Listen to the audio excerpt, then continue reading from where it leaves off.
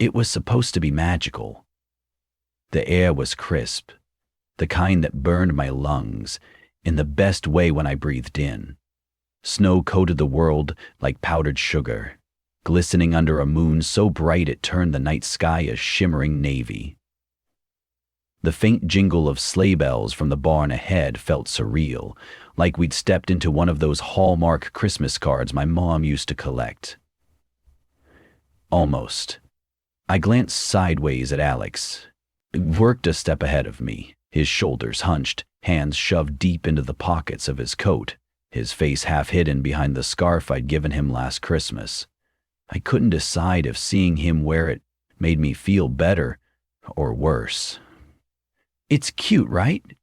I asked, nodding toward the barn where the horses were being hitched to the sleigh. My words came out thin and brittle, like frost clinging to a window. "Yeah, cute."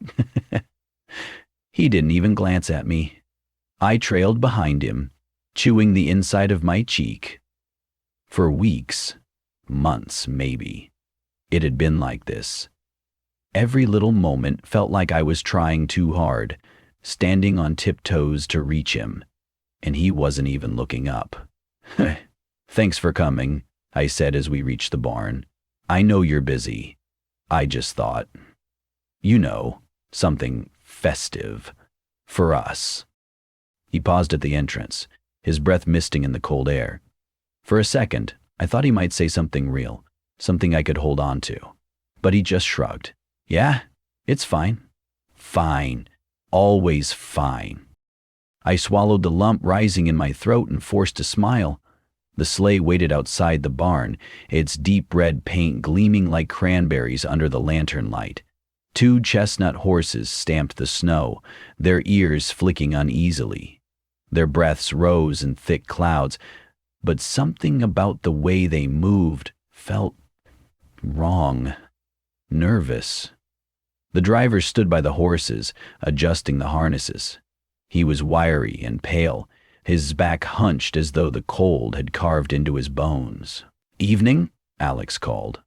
The driver turned, his movements stiff, like a puppet on tangled strings. His face was sharp and thin, lined deeply with shadows that seemed to cling even in the light. His pale, watery eyes didn't quite meet ours. Instead, they hovered just above my shoulder, as though watching something behind me. "Hi there," I said, too brightly. "We're the 8 o'clock ride." The driver nodded once, jerky and reluctant. "Snow's good tonight," he muttered, his voice low and gravelly. Fresh, quiet. Something about the way he said quiet made my stomach twist. The driver straightened, brushing gloved hands against his coat. "Stick to the sleigh," he said, his tone flat, almost hollow. "Woods don't like wanderers." I blinked. "What?" He didn't answer. Instead, he grabbed a lantern from a hook and swung it onto the sleigh. "Climb in, we'll get going." At first, everything was perfect. The sleigh glided smoothly over the snow, the rhythmic jingle of bells blending with the soft crunch of the horses' hoofs. The woods rose around us, their bare branches weaving together like lace against the sky. "This is nice," I said, leaning back. Alex nodded, but didn't look at me. "Yeah, peaceful. Peaceful, sure." The air grew colder as we moved deeper into the forest, a biting chill that gnawed through my gloves and settled into my bones. I pulled the blanket tighter around my legs, shivering. The trees crowded closer, their gnarled limbs arching over the path like fingers reaching for the sleigh. "You're awfully quiet," I said, trying to sound playful. "What's your favorite Christmas memory?" Alex frowned, startled. "What?" "Your favorite Christmas memory," I repeated. From when you were a kid. Or whenever." "I don't know. Haven't really thought about it. Haven't thought about Christmas? That's kind of sad, don't you think?" "It's not sad," he said flatly. The air between us turned heavier, colder than the snow around us. It pressed against my chest, sharp and suffocating. I dropped my gaze to my lap, wishing I hadn't said anything. The horses stopped. It was so abrupt that I lurched forward, catching myself on the edge of the sleigh. Alex sat up, frowning, as the sleigh creaked to a halt. The driver muttered something under his breath and climbed down. "What's going on?" Alex called. The driver didn't answer. He grabbed the lantern, its glow flickering erratically, and walked toward the trees. "Wait," I started, but he was already gone, swallowed by the darkness. We sat in silence, staring after him. The woods pressed closer, the branches overhead knitting tighter together. Even the wind had stilled. "This is weird," I said, my voice trembling. "Relax," Alex said, though his voice sounded hollow. His gaze flicked to the trees. "He'll be back. Probably just—" A sharp crack echoed from the woods, cutting him off. "What was that?" I whispered. The horses snorted, their breaths quick and shallow. Their ears flicked toward the trees, and their hooves stamped nervously. "Alex." My voice barely rose above a whisper as I pointed toward the untouched snow where the driver had walked into the trees. There were no footprints. The ground was smooth and pristine, unbroken, except for the sleigh's trail. "That's not possible," Alex said, his voice cracking. The growl came again, low and guttural, vibrating through the air. It wasn't human. It wasn't animal. It was wrong. And then I saw it. The lantern flickered in the distance, faint but unmistakable. But it wasn't moving toward us. It was moving away.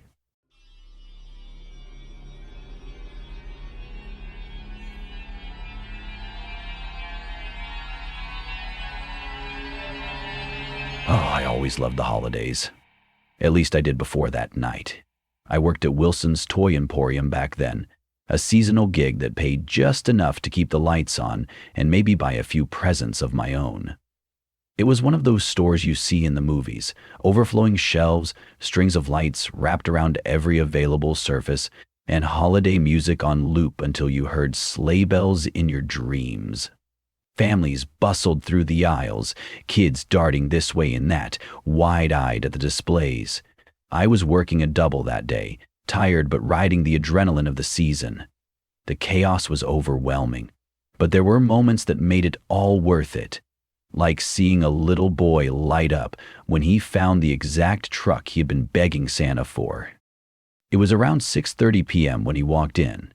At first glance, he looked like another holiday enthusiast. Tall, thin, and dressed as an elf. His costume looked cheap, like something bought last minute from a clearance rack. The green tunic was faded, the hat crooked, and the bells on his boots jingled faintly as he shuffled through the door. He smiled, a big artificial grin that showed too many teeth. Something about him felt off. He moved too quickly for someone just browsing for gifts. His eyes darted around the room, scanning the crowd like he was sizing us up. But I shook it off. The holidays brought out all kinds of oddballs, and I had registers to balance. I should have trusted my gut. The store was packed by the time he made his move. Parents tugged kids toward the registers, employees rushed to restock shelves, and holiday music played softly over the speakers. The hum of activity was comforting, until it wasn't. He reached into the gift bag he was carrying, and for a brief moment, I thought he was pulling out a toy. Then I saw the gun. Everything stopped. The music, the chatter, even time itself. He didn't shout right away, just raised the gun and scanned the room, letting us absorb the nightmare we'd been thrust into. When he finally spoke, his voice was sharp, cold, and dripping with mockery. "Ladies and gentlemen," he said, "Santa sent me to collect his cut. Now, if you'll all cooperate, nobody has to end up on the naughty list." He moved fast. From another bag, he pulled out a heavy chain and sealed the front doors, dragging the links across the floor with a sound that made my stomach churn. I was frozen behind the counter, my fingers gripping the edge as if that might hold me steady. "Cash, jewelry, phones," he barked, waving the gun. "Come on, people, fill Santa's sack. I've got a tight schedule." Parents clutched their children, trying to calm their cries, while customers fumbled with wallets and purses. One teenage girl pulled out a phone, her hands shaking as she tried to call for help. The elf saw her instantly. With a swift stride, he yanked the phone from her hands and smashed it on the floor.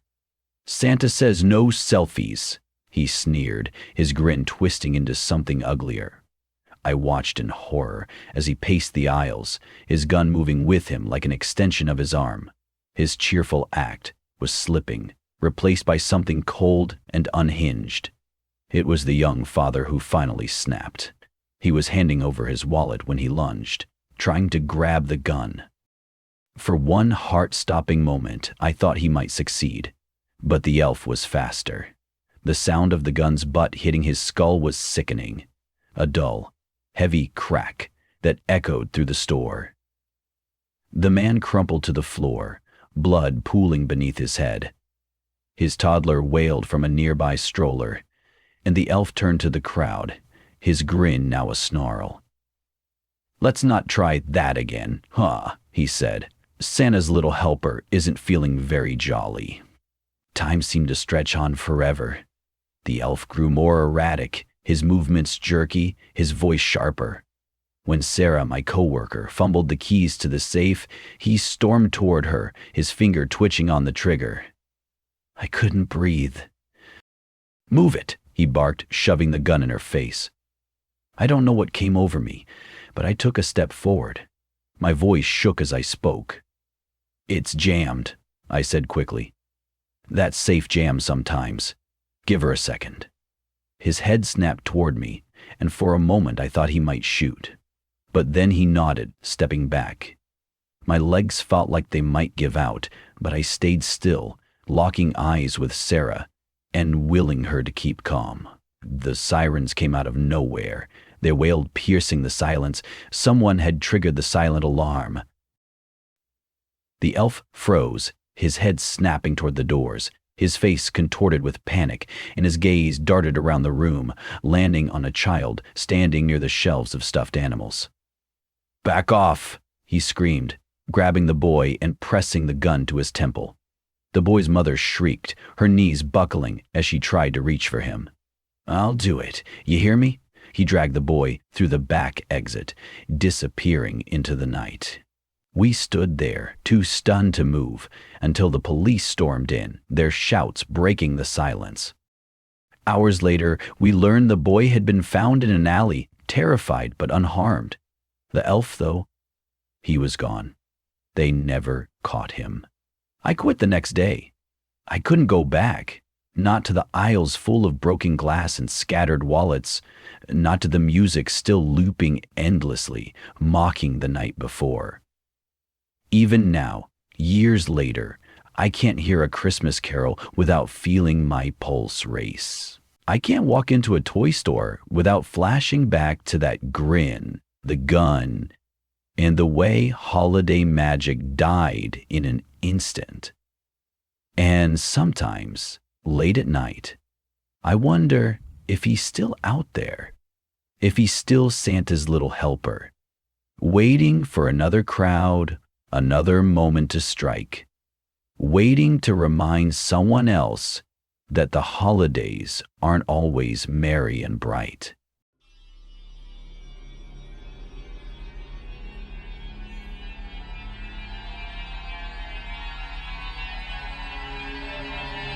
It all started with a Christmas gift, the kind of gift that says, I care enough to hunt for something unique.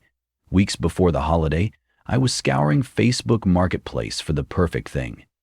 It needed to be affordable, sure, but also rare, something my dad, a collector of oddities, would never expect. After countless dead ends, I found it.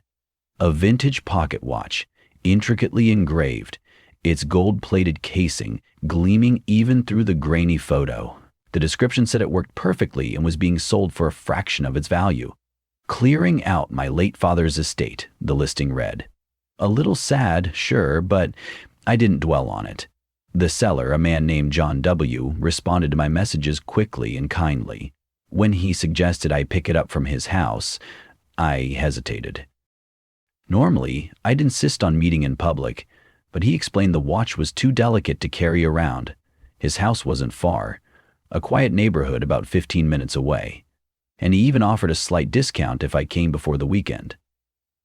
The clock was ticking, so I let holiday urgency cloud my better judgment and agreed. That night, the neighborhood looked postcard perfect. Rows of modest homes with glowing lights and inflatable snowmen lined the street. His house blended right in, welcoming, with a strand of twinkling lights framing the porch, but as I parked, something about it gave me pause. The windows were dark, except for a faint glow spilling through the curtains in what I guessed was the living room. I knocked twice on the door. Nothing. I knocked again, harder this time. No answer. "Hello?" I called, the word swallowed by the cold December air. My phone buzzed in my pocket. A text from John. "Door's unlocked. Come in. I'm in the back." I froze, my hand hovering over the doorknob. An unlocked door wasn't unusual in a neighborhood like this, right? I told myself it was fine. Maybe he didn't hear me over the doorknob. Still, the uneasy weight in my chest made my movements stiff as I pushed the door open. The inside of the house was too still, not cozy or peaceful, just wrong. The silence pressed against my ears, making me strain for even the smallest sound. A faint smell of pine wafted from a tiny Christmas tree in the corner. Its ornaments were mismatched, sparse. The whole thing felt staged, like something you'd throw together if you knew people would be visiting, but didn't care much for the holidays yourself. "John?" I called, stepping inside. My voice sounded too loud, too sharp, like I'd intruded somewhere I shouldn't be. Then I saw him, sitting at the far end of the living room in an armchair hidden in shadows. He didn't move at first, didn't smile. His posture was unnaturally stiff, his face impossible to read, like he'd been waiting in that exact position for hours.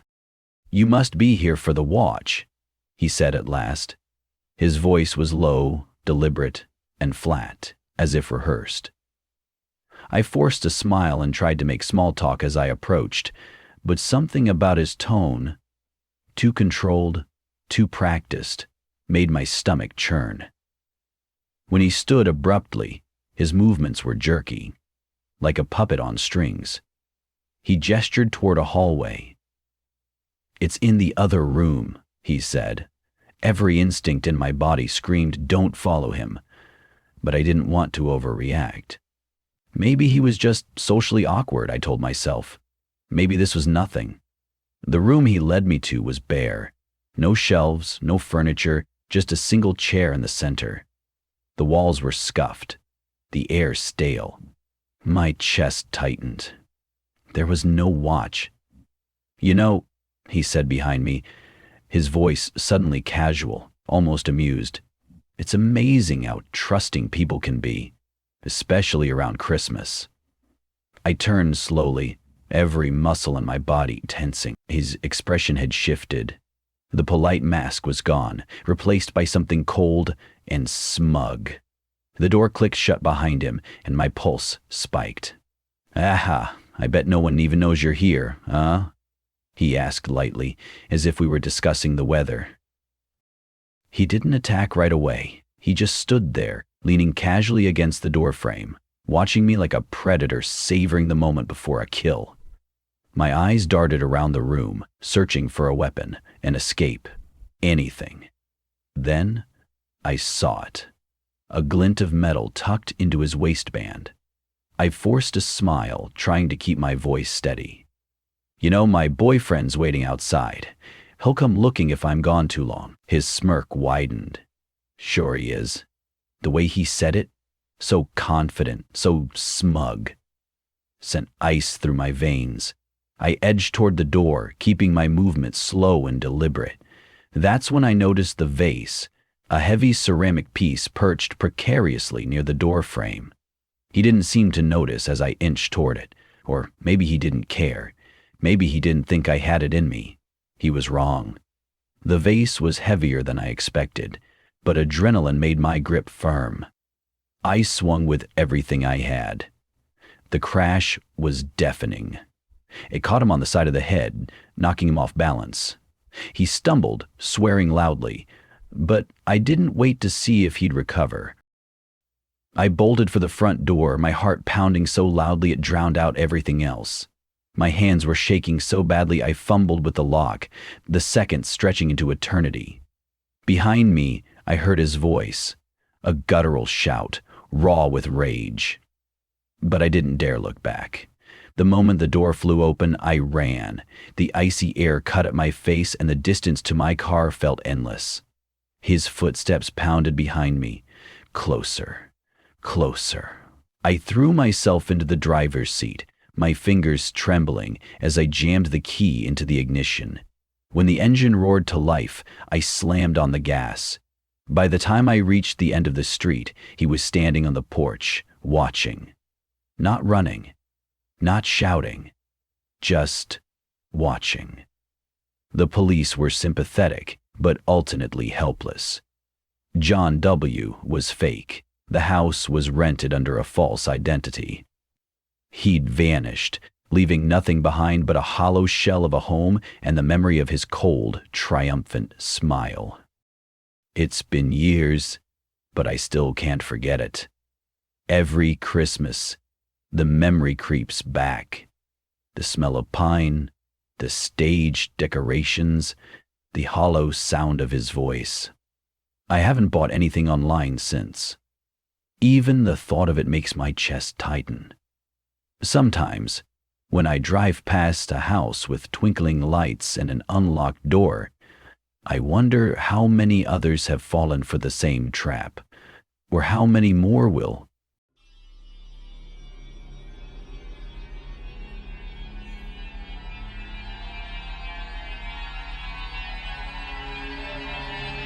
The office buzzed with holiday cheer, but the forced merriment made my skin crawl.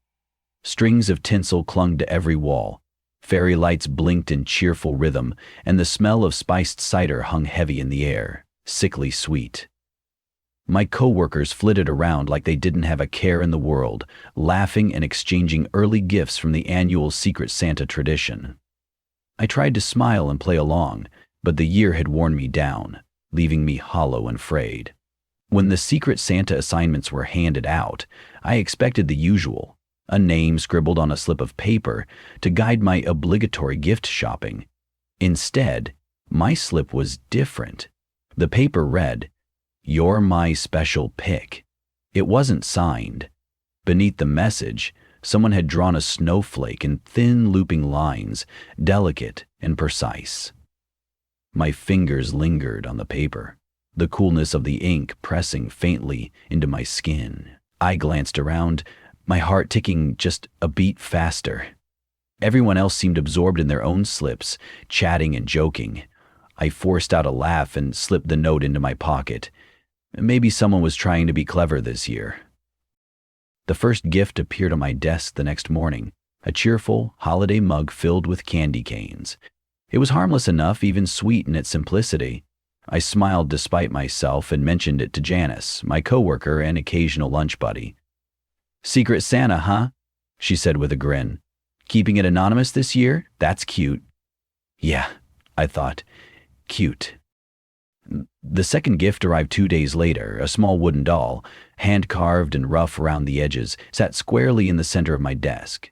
It was barely 6 inches tall, but something about it made my stomach twist. The doll was wearing a red sweater. My red sweater. I had worn it the day before. For a long moment, I just stared at it. Maybe someone had seen me in the sweater and thought it would be funny to match the doll's outfit to mine. It had to be a coincidence, right? I shoved the doll into my desk drawer and tried to shake it off, but a gnawing unease followed me for the rest of the day. The third gift came in a box wrapped in elegant silver paper. I found it waiting on my desk when I arrived at work, the bow perfectly tied. I unwrapped it carefully, the ribbon sliding loose under my fingers. Inside was a used tissue. It was crumpled, slightly damp. A note was tucked underneath. "We share everything." My hands trembled as I stared at it. My stomach churned with nausea, and I had to fight the urge to gag. Who does this? I showed it to Janice, hoping she'd laugh it off or call it a bad joke. Instead, her brow furrowed, her lips tightening into a concerned line. "That's not funny," she said. "You should talk to HR." But what could I even tell them? It was just a tissue, a stupid prank. Still, the heaviness in my chest wouldn't go away. The thought lingered in my mind, festering. This isn't funny. This isn't normal. By the time the fourth gift came, I couldn't ignore it anymore. It wasn't left on my desk this time. It was slipped into my coat pocket during lunch. I found it as I reached for my keys, a small, stiff bundle wrapped in holiday paper. Inside was a dead bird. Its tiny body was cold and rigid, its head twisted at an unnatural angle. Blood had seeped through the wrapping paper, staining my fingers. A note was tucked beneath its lifeless wing. I nearly dropped it, but my shock locked my body in place. My breath came in shallow gasps, my vision tunneling. The office noise hummed around me, oblivious, as if nothing had happened. I left work early that day, shaking and sick to my stomach. At home, I locked my doors and windows, checking them twice, 3 times, until I was sure they were secure. I tried to convince myself it was just some sick joke, some unhinged prankster. But deep down, I knew better. 2 days passed without incident. I started to believe it was over. Then the Polaroid arrived. It was tucked into an unmarked envelope on my desk. I pulled it out with trembling hands, and my breath hitched. The photo was of my front door. It had been taken at night. My car was visible in the driveway, the porch light casting a faint glow over the doormat. The note accompanying it read, "I told you, closer than you think." I went to HR the next morning, clutching the Polaroid like a lifeline. They listened, nodding sympathetically, but when I handed over the evidence, they hesitated. "There's not much we can do," they said. "We'll review the security footage. But if it's happening outside the office..." They trailed off. I wanted to scream. "You could file a police report," they offered, but it felt pointless. What could I tell the police? "Hi, someone's leaving me creepy gifts, but I have no idea who it is or how they're doing it?" Felt like a fool just thinking about it. The next gift didn't come at work. It came at my apartment. It was waiting on my coffee table when I got home. My breath froze in my chest. The door was locked, the deadbolt secure, and there was no sign of forced entry. The box was small, wrapped in gold paper. My hands trembled as I tore it open. Inside was a scrap of fabric, torn and bloodied. It was from my sweater, the same red sweater the doll had been wearing. I stumbled back, bile rising in my throat. My vision swam as I turned, my legs moving on instinct. Then, the TV flickered on. The screen showed grainy footage of me at work, sitting at my desk. The timestamp was from that same day. The camera zoomed closer and closer until it was focused on my face.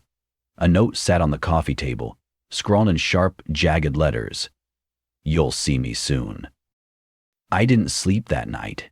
Every creak of the apartment, every gust of wind outside, made my skin crawl. At 3 a.m., I heard it. Footsteps. Soft. Deliberate. Coming from my bedroom. I forced myself to move, clutching my phone in one hand. The bedroom door was ajar, swaying slightly. My heart thundered in my chest as I pushed it open. The room was empty, but the window was open. A gust of cold air sent the curtains billowing, revealing a figure standing in the yard below. They were staring up at me. They raised a hand and waved. My knees buckled as they held up a Polaroid camera, snapped a picture, and turned to walk into the darkness. The office was quieter than usual the next day. I didn't tell anyone about the figure or the open window. What would I even say? That afternoon, a new employee joined the office, bright-eyed, eager to fit in. On their desk was a small, beautifully wrapped box. Inside was a slip of paper with a single snowflake drawn in thin, looping lines.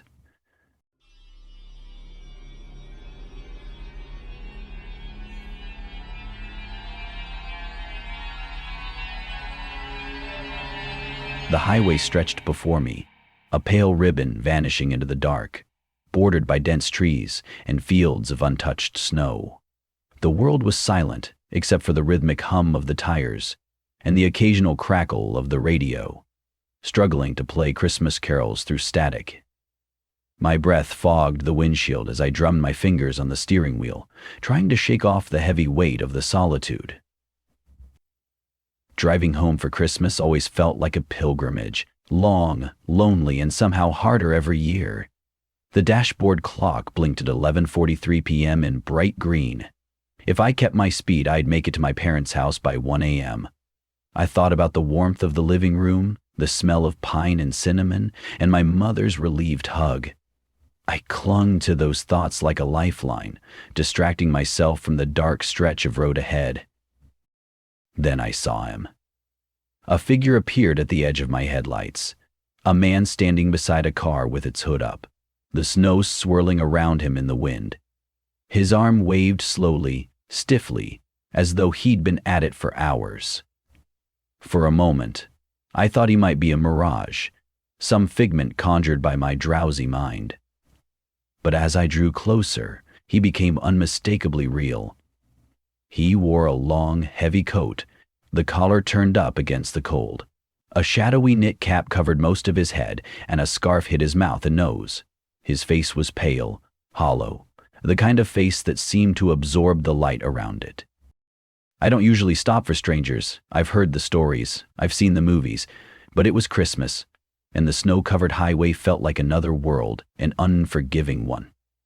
The thought of leaving someone out here, stranded in the freezing dark, gnawed at me. Against my better judgment, I slowed the car. As I pulled over, the man walked briskly toward me, his boots crunching in the snow. The way he moved, purposeful, almost urgent, made my stomach tighten. When I rolled the passenger window down, the cold wind swept into the car like a living thing, sharp and biting. "Car trouble?" I asked, keeping my voice light, casual. "Yeah," he said. His voice was low, raspy, as though it hadn't been used in a while. "Won't start. Phone's dead. I was hoping to catch a ride to the next town." I hesitated. Up close, something about him set my teeth on edge. His eyes were dark, too dark, and they didn't quite meet mine. Instead, they seemed to drift, scanning my face, the dashboard, the empty back seat. I gripped the steering wheel tighter, the leather cold against my palms. "Sure," I said finally, unlocking the door. My better instincts screamed at me, but I told myself it was just paranoia. Hop in." The door creaked as he climbed into the passenger seat, bringing with him a wave of cold that seemed to seep into the upholstery. As he settled in and buckled his seatbelt, I couldn't help but notice how tightly he held his coat, clutching it like a shield. The thought flashed through my mind. What's he hiding under there? "Thanks," he muttered. "Not many people stop anymore." "No problem," I said, forcing a smile I didn't feel. "Where are you heading?" "Just somewhere warm," he replied. His gaze stayed fixed on the road ahead.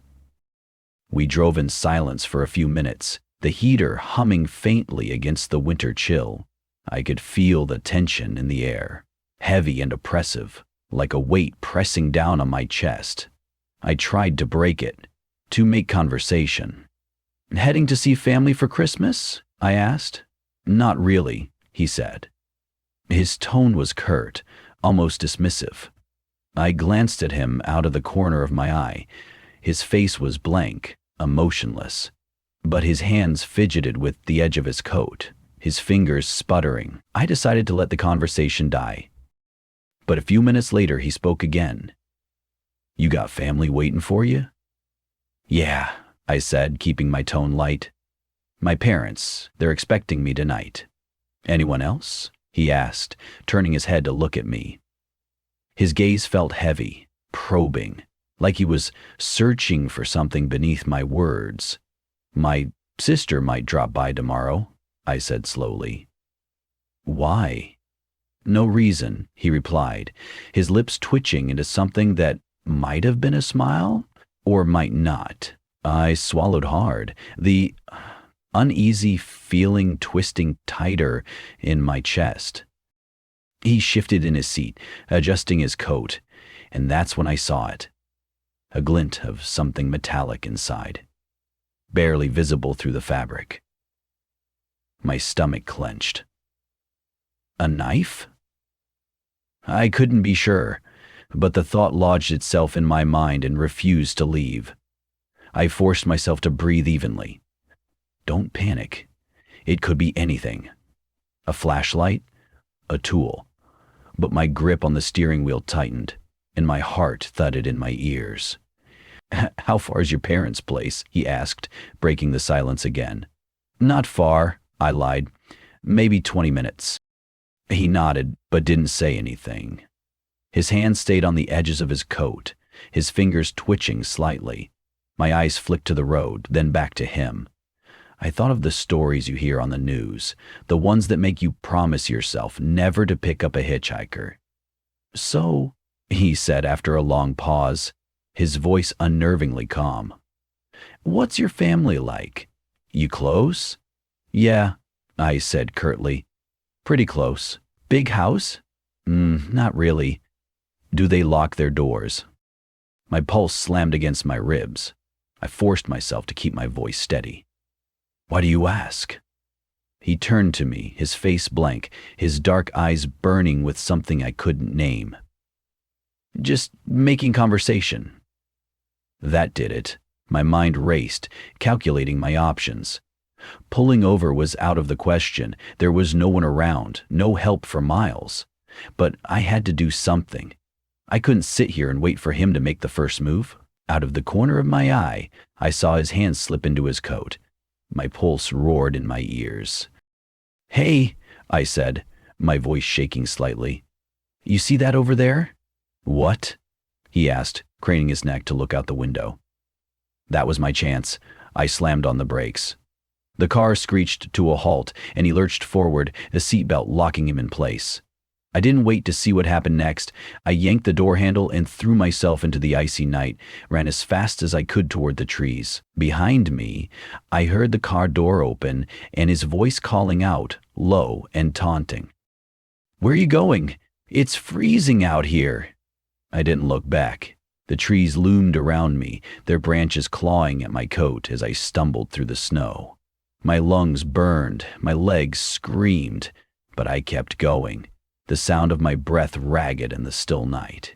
Finally, I collapsed behind a tree, pressing my back against the rough bark.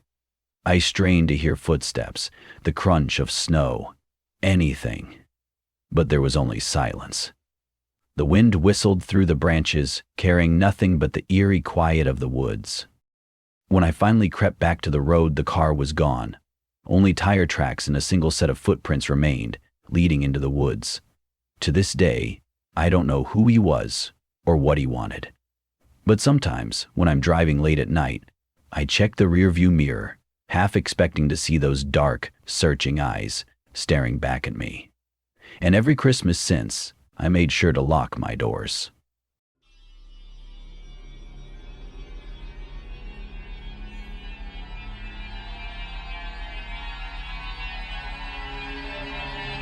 The city sparkled with holiday cheer, the kind of warmth that almost made me forget how bitterly cold it was. My arms ached from carrying bags stuffed with Christmas presents, but I felt good. Exhausted, but accomplished. All I wanted now was to get home, kick off my boots, and sink into the couch with a mug of hot cocoa. Finding a cab that night wasn't easy. Everyone seemed to be heading somewhere. Eventually one pulled up. A dull yellow car with a cracked rear window and a driver whose face I could barely see in the dim light. Something about the cab seemed off. The kind of thing you notice but shrug off because you're too tired to care. I climbed in anyway, gave him my address, and settled into the back seat. The driver nodded without a word, his eyes fixed on the road ahead. The first few blocks passed in silence, save for the soft drone of the radio playing an old Christmas tune. I glanced at my phone to check my messages, but there was no signal. Odd. I turned it over in my hands, brushing it off as interference from the skyscrapers. The driver hadn't said a word, and I didn't understand. Small talk with strangers had never been my thing, but when the cab turned onto a quieter street, I heard it, a distinct clunk. The locks. My head snapped up. The driver's knuckles were white on the wheel, gripping it so tightly I thought the plastic might crack. "Hey!" I said, leaning forward, my voice sharper than I intended. "What's with the locks?" "Don't move." His voice was low, firm, and final, not a request. I let out a nervous laugh, thinking I must have misheard him. "Look, I'm really tired. Don't move." His voice cut through the air like a blade. Our eyes met in the rearview mirror. My stomach turned. There was something in his gaze, something dark, impatient, and hungry. The cab veered off the main road onto a narrower, darker street. I twisted in my seat, trying to place where we were, but the festive lights and bustling crowds were gone. All that remained were rows of empty warehouses and flickering street lamps casting distorted shadows on the snow. "Where are we going?" My voice trembled despite my attempt to sound calm. No response. I reached for the door handle. Useless. The locks were firmly engaged. My heart raced, each beat a heavy drum in the suffocating silence. "I'm calling the police," I said, fumbling with my phone. The moment the words left my mouth, he snatched it from my hand faster than I could react, tossing it onto the dashboard, just out of reach. "No, you're not," he said flatly. The car slowed as we approached a decrepit parking lot beside an abandoned warehouse. Its shattered windows and rusting frame loomed over the snow like the skeleton of some forgotten beast. He stopped the car and got out, slamming the door behind him. My breath caught when I saw him walk to the trunk and open it. He was pulling something out. No, someone. A figure, wrapped in a tarp. My stomach flipped, bile rising in my throat. I sat frozen, paralyzed by fear. My mind screamed at me to move, to run, but my body wouldn't obey. The driver struggled to drag the tarp-covered figure toward the warehouse, grunting with effort. As soon as he disappeared into the shadows, I snapped out of my trance. I had to get out of there. My hands shook as I searched the door panel for a manual lock. Nothing. Then, my fingers brushed against something cold and hard beneath the seat. A tire iron. I clutched it tightly, my knuckles aching from the pressure. My eyes darted to the dashboard, and that's when I saw them. The photos. Dozens of them, crammed together like a macabre collage. Faces stared back at me, some smiling, others wide-eyed with terror. Faded pictures overlapped with crisp, new ones, their colors bleeding under the dim light. Scattered below the photos were scraps of paper, scribbled with messages. "Time's up. Deliver by midnight. One more for the collection." My pulse thundered in my ears as I realized what they meant. This wasn't random. I was next. I glanced out the window just in time to see him returning. His silhouette loomed in the snowfall, the crowbar in his hand catching the faint light. I had seconds to act. As soon as he opened the driver's door, I swung the tire iron with every ounce of strength I had. It connected with a sickening crack, and he stumbled back, dropping the crowbar. Without thinking, I lunged into the front seat, grabbed my phone, and bolted. The cold hit me like a slap, but I didn't stop. My boots crunched against the snow as I sprinted toward the warehouse, hoping to find cover. My lungs burned and my legs felt like lead, but adrenaline pushed me forward. The warehouse door groaned loudly as I slipped inside. The air was colder than outside, thick with the metallic tang of rust and decay. Chains hung from the ceiling, swaying slightly in the draft. My footsteps echoed ominously as I moved deeper into the building. That's when I saw it. A pile of belongings, wallets, purses, keys, strewn across the floor like offerings to something unspeakable. Among them were children's toys. My stomach churned. This wasn't just a random attack. This man had been doing this for a long time. Behind me, the crunch of snow, heavy boots on concrete. "I know you're in here," his voice called, calm and unhurried. "You can't hide forever." I bit my lip to stifle a gasp. My breath came in short, shallow bursts as I pressed myself against a stack of crates, willing myself invisible. "You should have listened," he said, closer now. "Now you've made it worse for yourself." I peeked around the corner just as he dragged the crowbar along the floor. The screeching sound set my teeth on edge. I waited until he passed, then bolted. My boots slid on the icy floor, but I didn't care. I just ran. "Hey!" he roared. His footsteps thundered behind me as I rounded a corner and spotted a ladder leading to the mezzanine. I scrambled up, the rungs biting into my palms. The platform was narrow, lined with old machinery. My eyes darted to a chain hanging from the ceiling, suspending a heavy metal hook just above the walkway. My pulse quickened. Below, his boots clanged on the ladder. "You think you can get away?" he sneered. "Nobody gets away, not ever." As his head emerged over the edge, I swung the tire iron. He yelped, losing his grip and falling with a sickening thud. I didn't hesitate. I grabbed the chain and yanked with all my strength. The hook crashed down, pinning him to the floor. Blood pooled beneath him, his eyes glassy and staring at nothing. I stumbled out into the snow, breathless and shaking. When a pair of headlights appeared in the distance, I waved frantically. A woman rolled down her window, her face pale with concern. "Are you okay?" she asked. "Call the police," I gasped. "Please." They arrived quickly, but when they searched the warehouse, the body was gone. The pile of belongings remained, though, along with evidence suggesting the driver had been operating for years. They promised to investigate, but their assurances felt hollow. I tried to move on, but on Christmas Eve, a package arrived at my door. No return address. Inside was a single car key and a note. "I'll be back for my cab."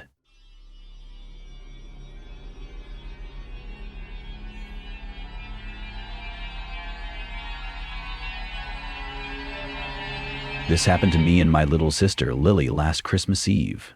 To this day, I can't look at Christmas wrapping paper without feeling sick to my stomach. Our town hosts a charming little festival every Christmas Eve. Santa meets the kids, carolers sing by the fire, and everyone gathers to light the big tree in the square. It's the kind of cozy, nostalgic event that feels like it belongs in a Hallmark movie. That night, my parents stayed out late at the festival, leaving me, 18 at the time, in charge of my sister Lily. Lily wanted to stay up late to catch Santa in the act. She's always been obsessed with Christmas. Her room practically glows red and green in December, and I agreed to stay up with her, mostly because I didn't want her sneaking downstairs alone in the middle of the night.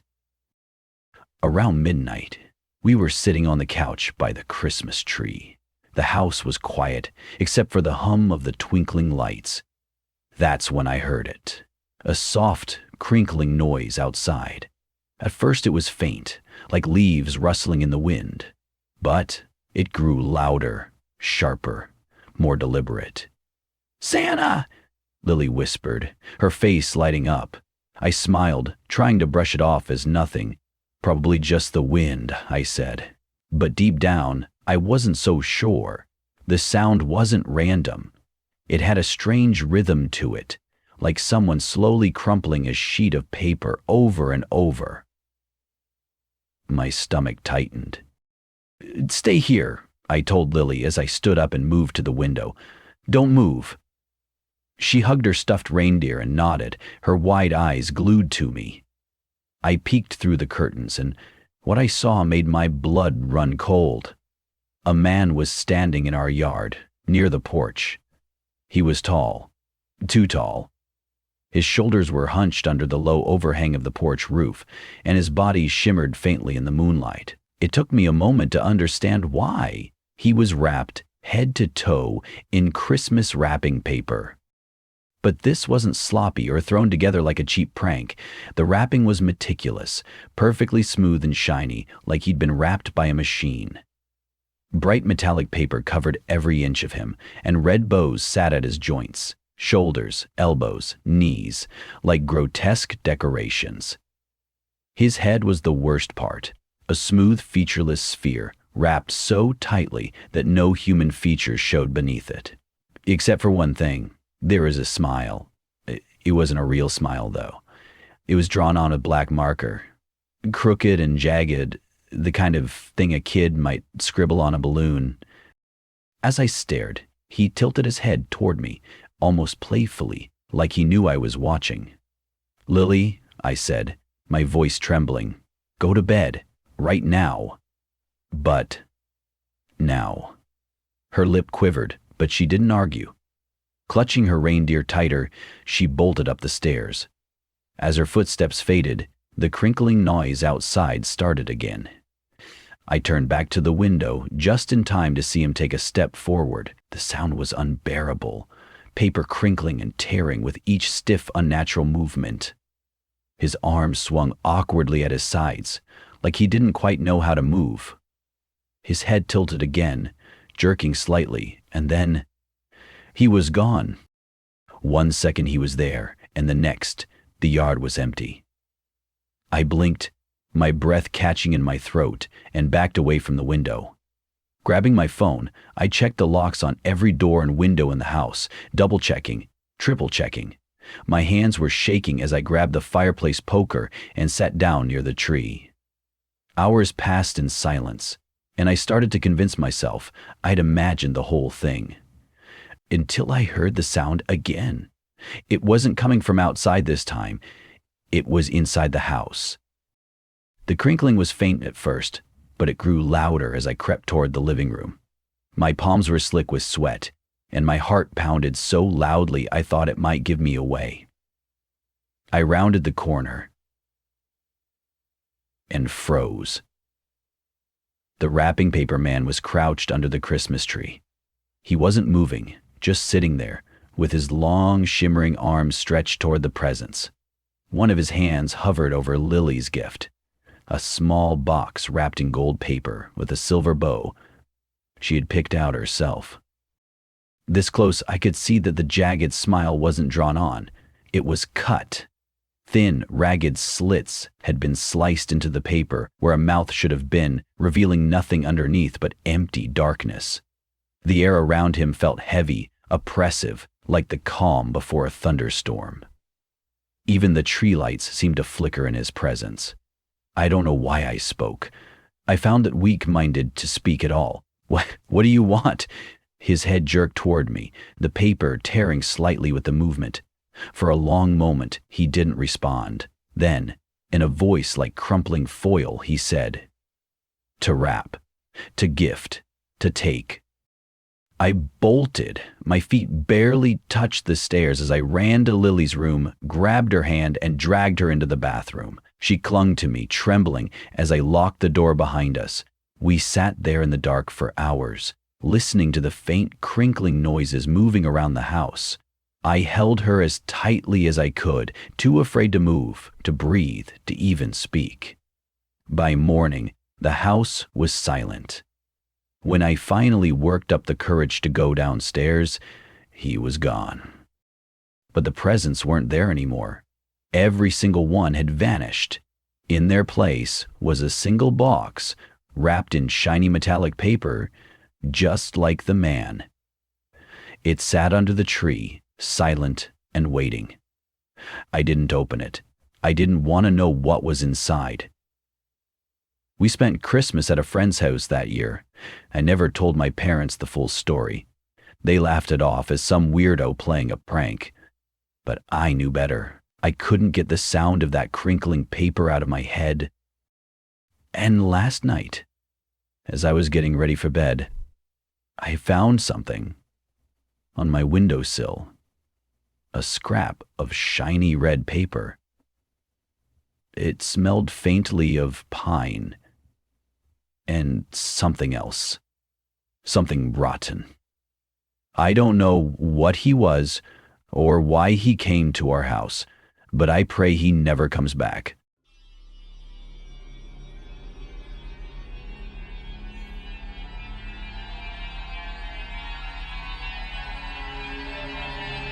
Hey everyone! Long-time lurker, first-time poster. I honestly debated whether to share this because it still shakes me up just thinking about it, but maybe it can serve as a warning to others during the holidays. This happened a couple of years ago, just a few days before Christmas. Like most dads, I'd left one of the big gifts for my son until the last minute. He'd been begging for a specific gaming console, and of course, by the time I decided to get it, every store within 100 miles was sold out. Desperate, I turned to Craigslist. After some digging, I found someone selling the exact console for a reasonable price. The ad seemed legit. Pictures, a brief description, and the seller's contact info. I messaged them immediately, and they replied within minutes. They said their son had changed his mind, and they needed quick cash for the holidays. We agreed on a price, and they told me they were located about 30 minutes away, in a smaller neighboring town. When I asked for the exact address, they gave me vague directions and said they'd meet me at a quiet spot on the edge of town instead.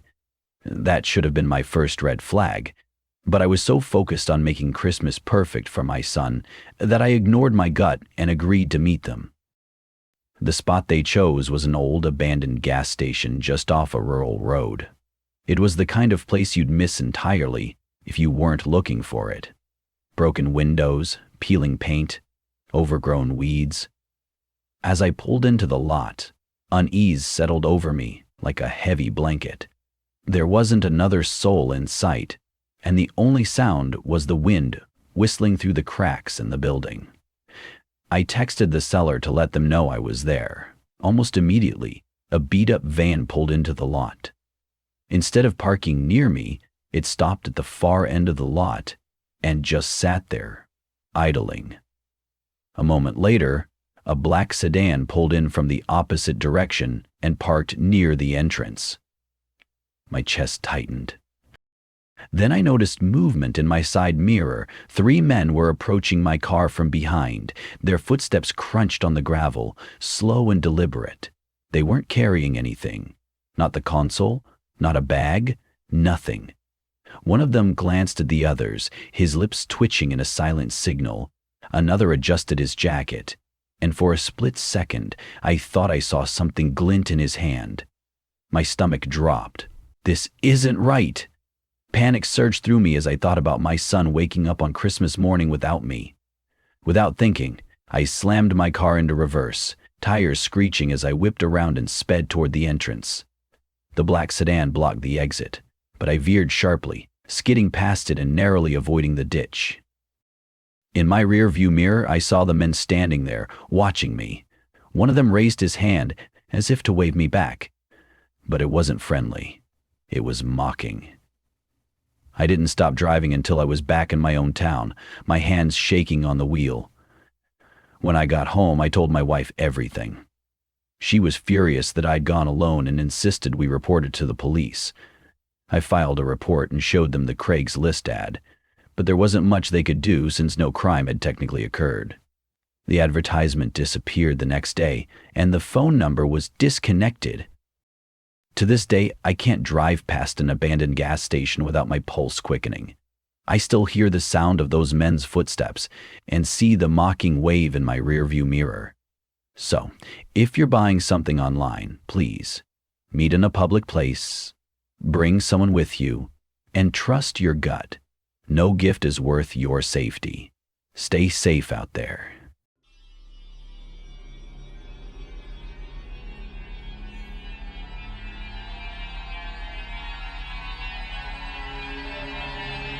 This is my first time sharing something like this, but it's been eating at me for years. I used to love Christmas, the decorations, the music, the baking. But one December night, something happened that ruined it for me forever. This was about 5 years ago. I just moved into a quiet suburban neighborhood where people put up elaborate Christmas displays and kids sledded down the hill at the end of the street.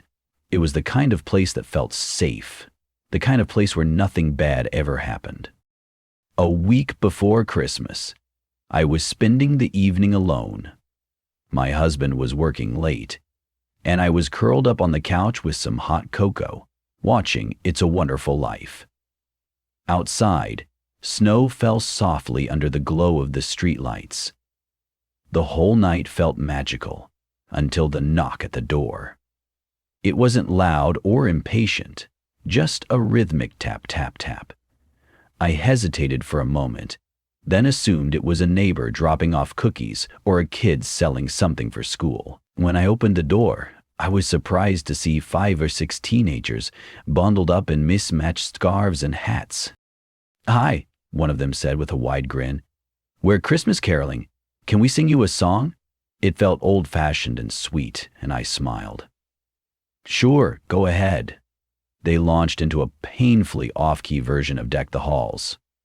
I stood there, awkwardly holding the door open, smiling politely as they fumbled through the verses. When they finished, I clapped lightly. "That was great, thanks for stopping by." But instead of leaving, the boy who'd spoken stepped forward.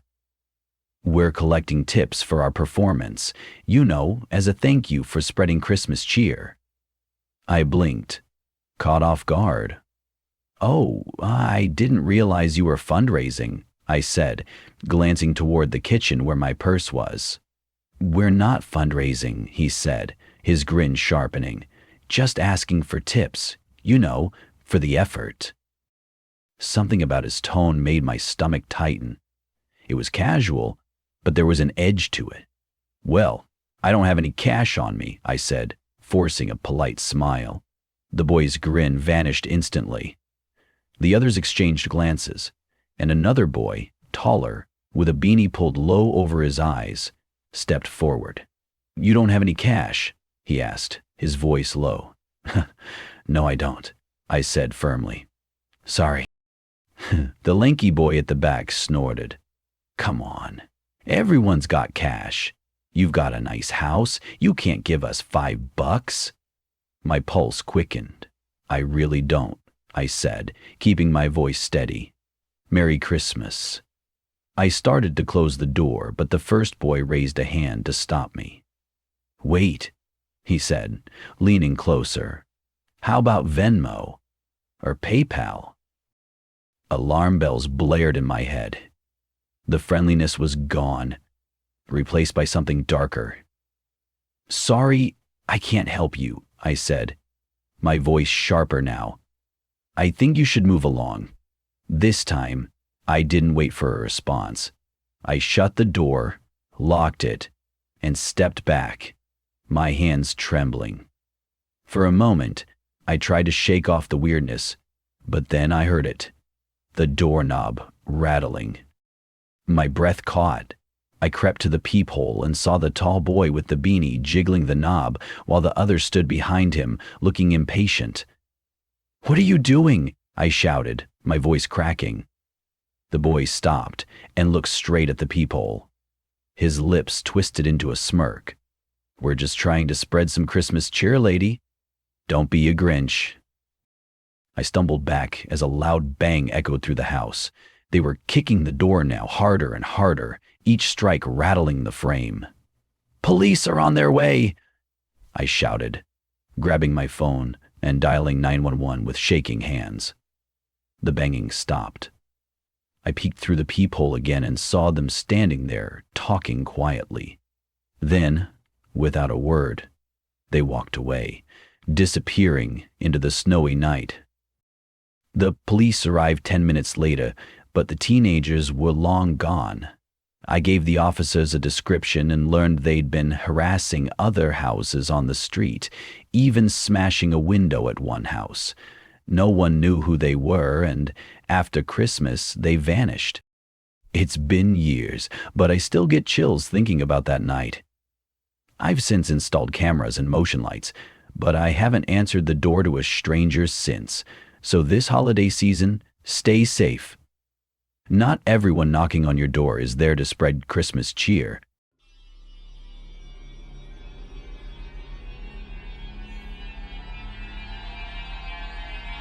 Hey Reddit, I'm not usually one to share things like this, but this has been haunting me ever since it happened.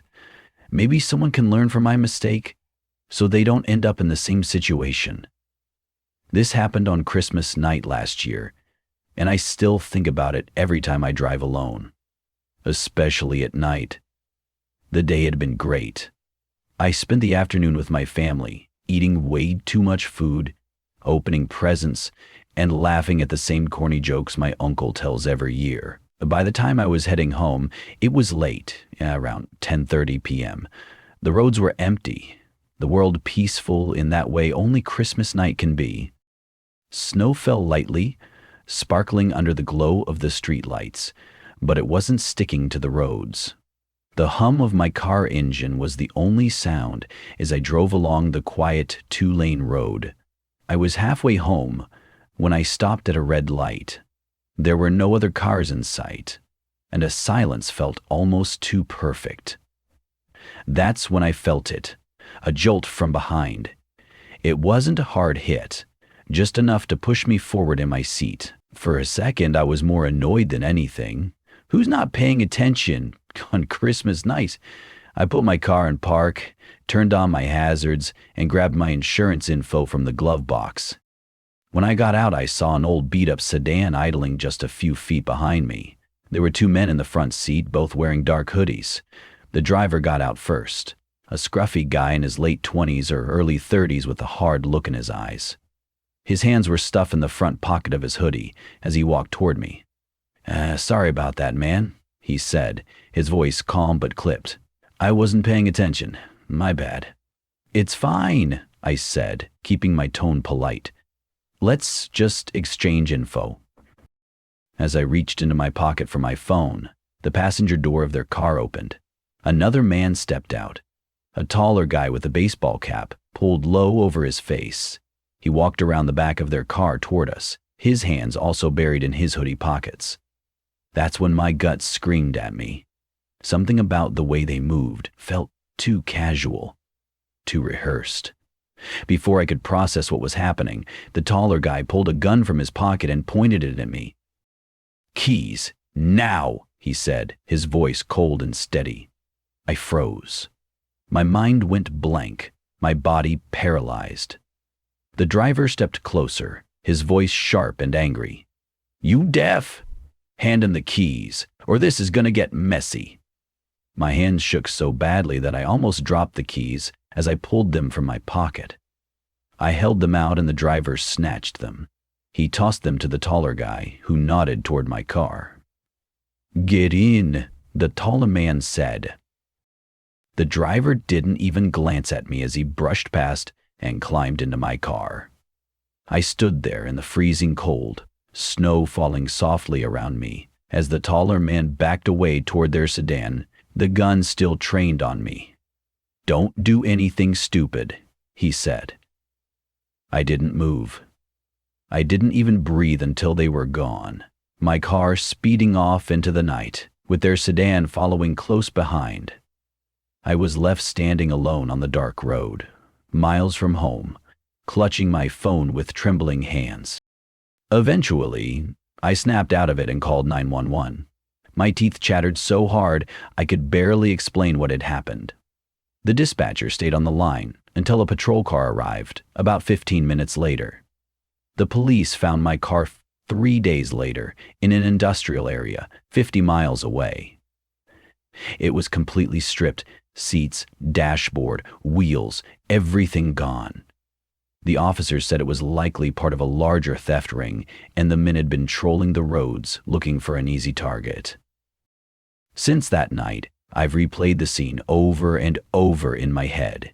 Maybe if I'd stayed in the car and called 911 right away, or if I'd driven off instead of stopping, things would have gone differently. But in the moment, it's hard to think clearly. Now, I never get out of my car if someone rear-ends me, no matter how minor it seems.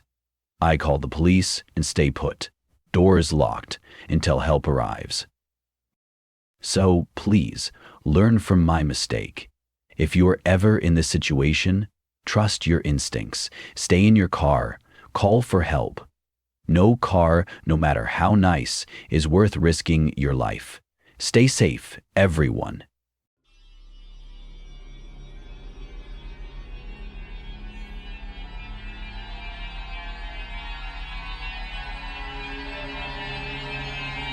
It only took 2 minutes. 2 minutes of distraction for me to lose my son in a crowded Christmas market. That night, 3 years ago, still haunts me. With Christmas around the corner, I keep replaying the moment over and over, thinking of how close I came to losing Ethan forever. I'm sharing this story now, not because it's easy, it's not, but because I want other parents to understand how quickly things can go wrong. Ethan was 3 at the time, a curious and energetic little boy who had a knack for keeping me on my toes. It was our first Christmas after my husband and I separated, and I was determined to make it special, magical even. I wanted to give Ethan memories of snow, lights, and laughter to make up for the changes in our lives. That's why I decided to take him to the Christmas market in the nearby town. It was exactly the kind of festive scene you'd see in a Hallmark movie, twinkling lights strung between wooden stalls, the smell of cinnamon and roasted nuts, and carolers singing softly in the distance. A light snow was falling, and even though the crowd was thick, it felt safe, family-friendly, a place where nothing bad could possibly happen.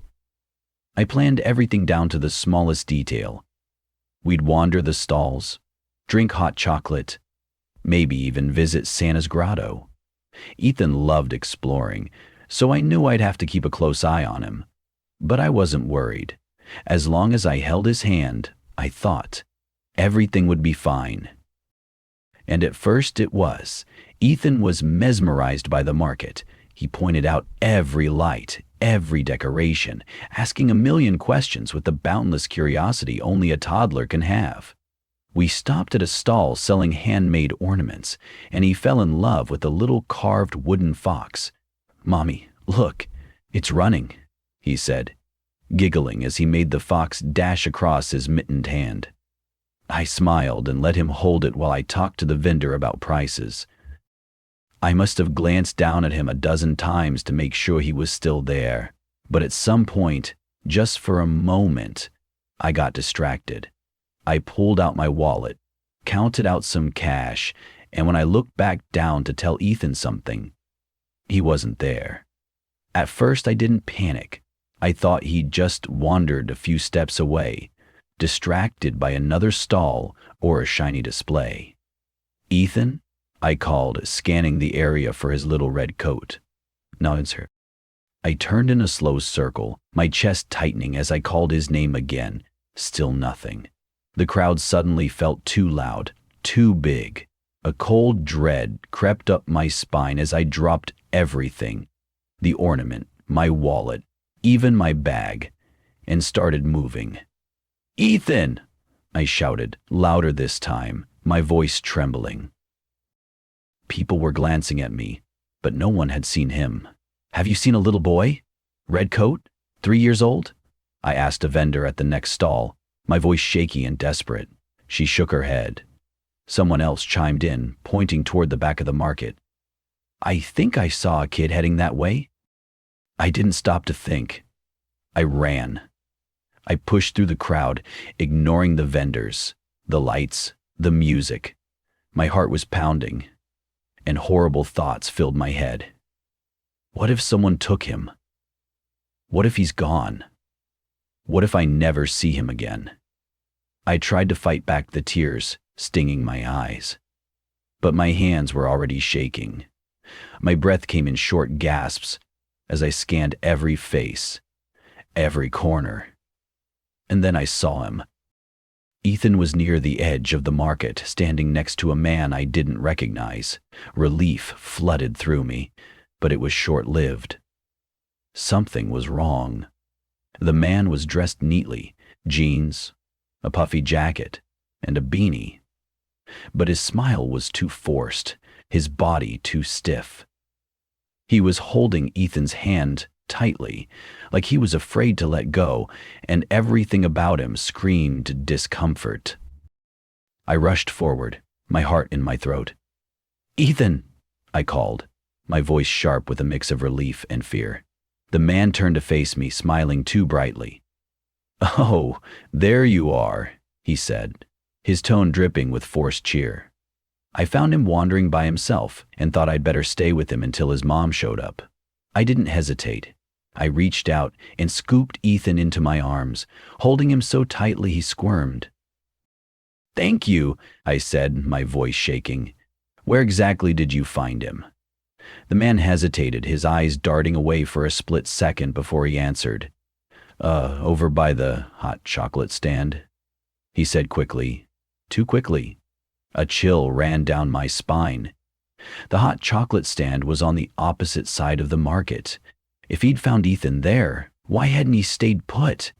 Why bring him all the way to the parking lot? Ethan clung to me, his little hands gripping my jacket. "Mommy, I want to go home," he whispered, his voice small and scared.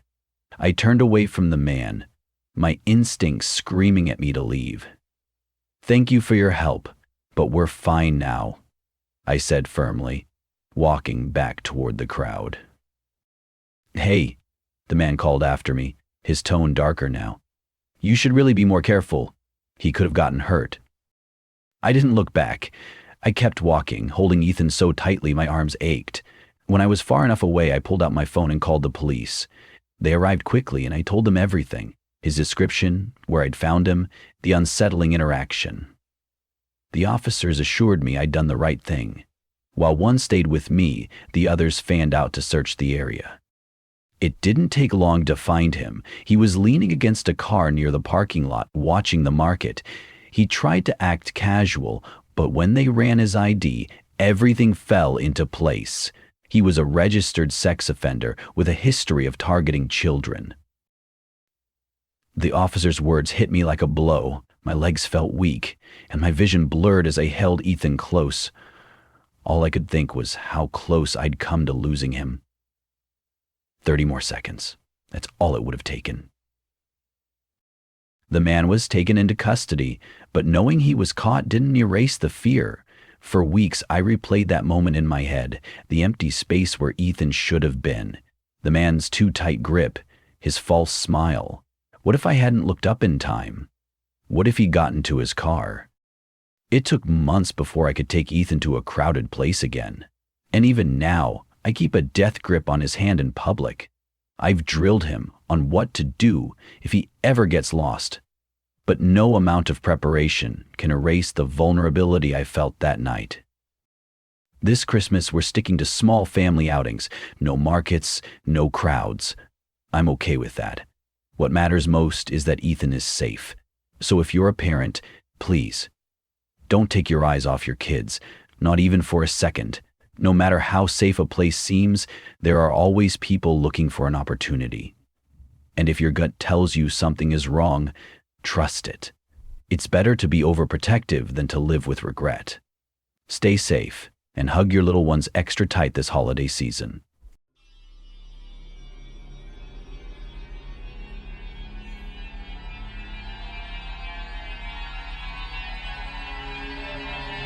I've never been much of a storyteller, but what happened to me and my wife, Emily, on Christmas Eve a few years ago is something I can't keep out of my head, especially now that the holidays are rolling around again. It's one of those moments that changes how you think about safety, trust, and the fragile sense of security we all carry. It could have ended far worse than it did, and the fear of what might have happened is something I carry with me to this day. This story isn't short, but I need to share every detail. Maybe it'll help someone stay safe when they need it most. It was Christmas Eve, and Emily and I were driving back home after spending the day with her family. The visit had been wonderful. Her parents always went all out with decorations, food, and that infectious holiday cheer. It was exactly the kind of Christmas you'd dream of. Warm, joyful, and full of love. We'd stayed later than planned, caught up in conversation and dessert, and by the time we left, it was well past 9 p.m.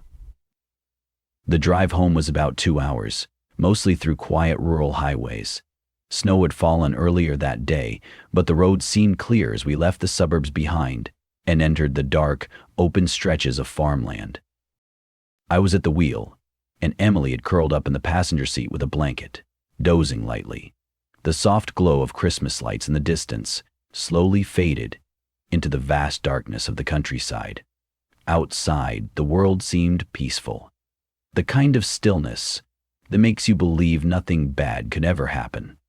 But that illusion shattered in an instant.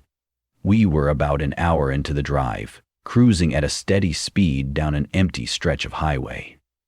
However, the snow had stopped, but the temperature had dropped sharply, and the road shimmered under the faint glow of the headlights.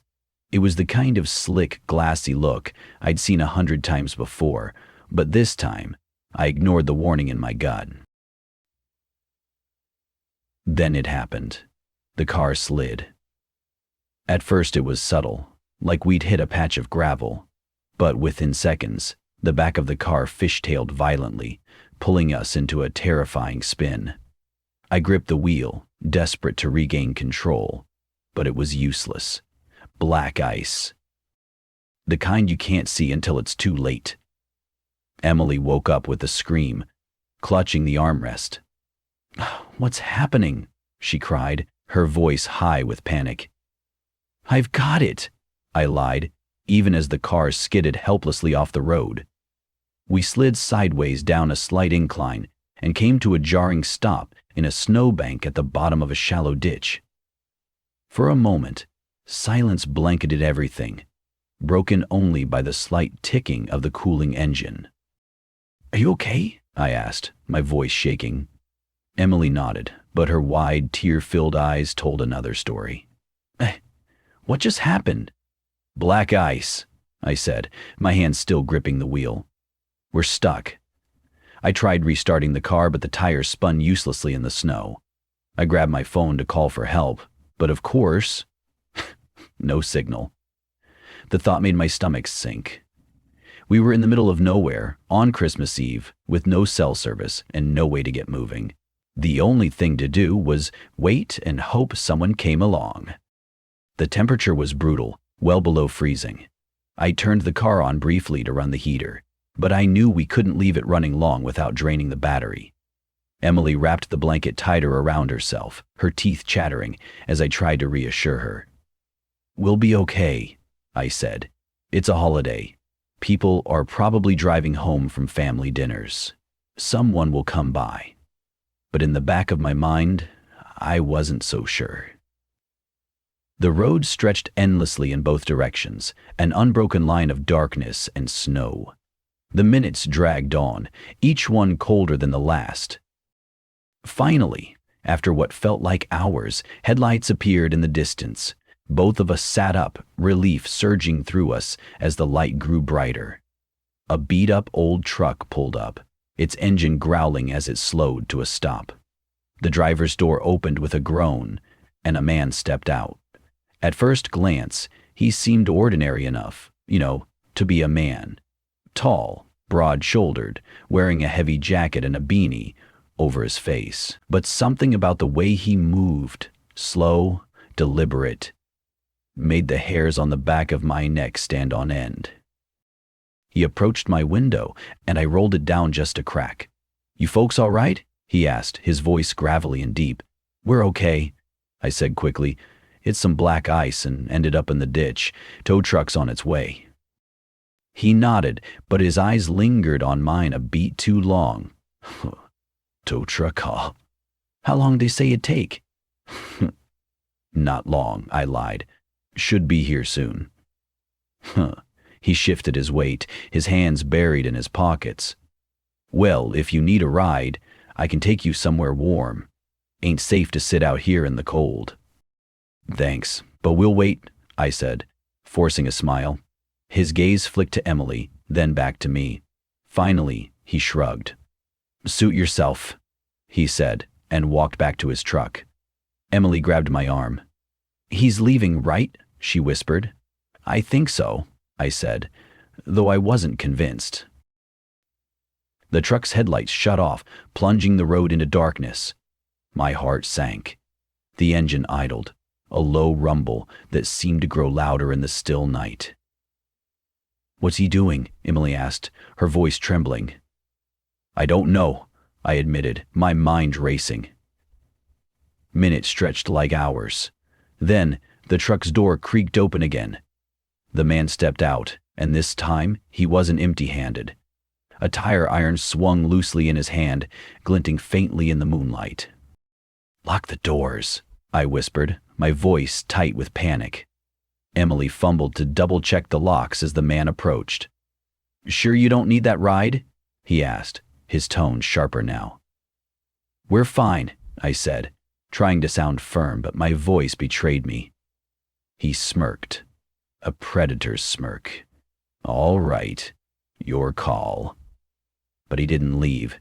He just stood there, the tire iron swinging lightly in his grip, his breath visible in the freezing air. Then, salvation arrived. Another set of headlights appeared, growing brighter as a tow truck came into view. The man glanced at it, his smirk fading. Without a word, he turned, climbed into his truck, and sped off into the darkness. The tow truck driver, an older man with a kind face, helped us hook up the car. I wanted to tell him everything, but I was too shaken to explain. All I could manage was, "Thanks." To this day, I don't know what that man wanted, but I can't stop thinking about how differently things could have gone. Now, every time I drive on icy roads, I'm reminded of that night, and the terrifying realization that not everyone who stops is there to help. Stay safe and trust your instincts. If something feels wrong, it probably is.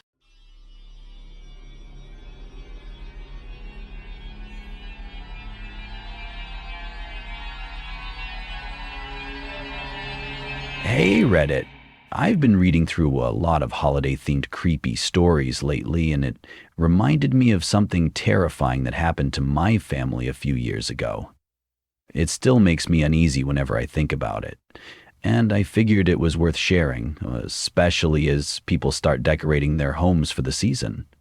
What happened to us was the kind of thing you don't expect in your quiet little neighborhood, and it's made me look at Christmas in a very different light. It all started on the first week of December. The air was cold enough to bite, the kind of chill that clings to your bones and makes you grateful for the warmth inside. My family had spent the day decorating our house, the one time of year we really went all out. My dad was always a big Christmas guy, and every December, our house would transform into a holiday wonderland. We had strings of lights outlining every edge of the house, inflatable reindeer grazing the front yard, and even a DIY light display synchronized to the Christmas carols playing softly from the outdoor speakers. Our house was the Christmas house in the neighborhood, and we took a lot of pride in that. That year, everything started out normal. We spent the afternoon untangling endless wires, arguing over where to place the inflatables, and grumbling about the cold. By evening, the house was glowing beautifully. Dad had even added a new feature, a big star mounted on the roof, shining so bright it looked like it was trying to outshine the moon. It was perfect. We were inside, around 8 p.m., admiring our work from the living room window, when the first flicker of something wrong happened. The lights dimmed briefly, barely noticeable, really, and we thought nothing of it at first. Loose connection, Dad grumbled, like he always did. But then the flickering stopped. We shrugged it off and went back to sipping hot cocoa, enjoying the moment. It was one of those rare times when everything felt right. But then, about an hour later, the lights flickered again, this time more noticeably.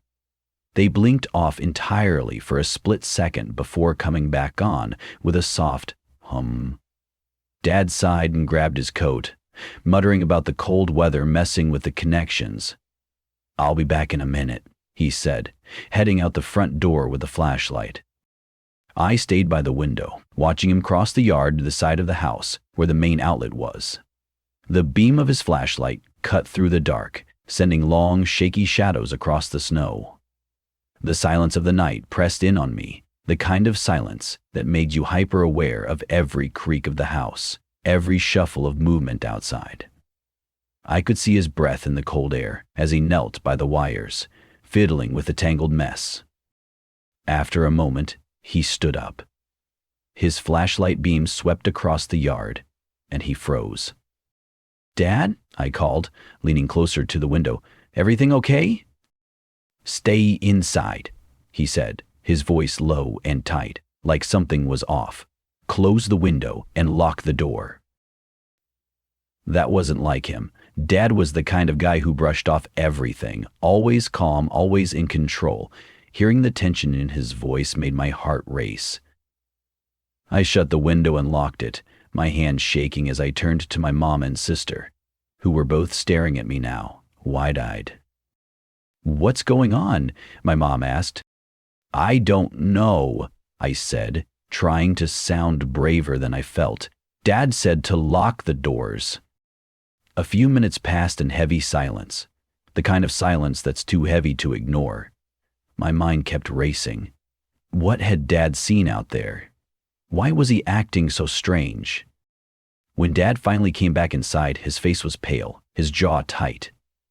He locked the front door behind him, then went through the house, checking the other doors and windows with a grim expression.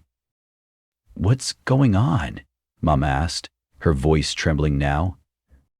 He hesitated, glancing at us with a look I'd never seen before, a look that said he was afraid, truly afraid.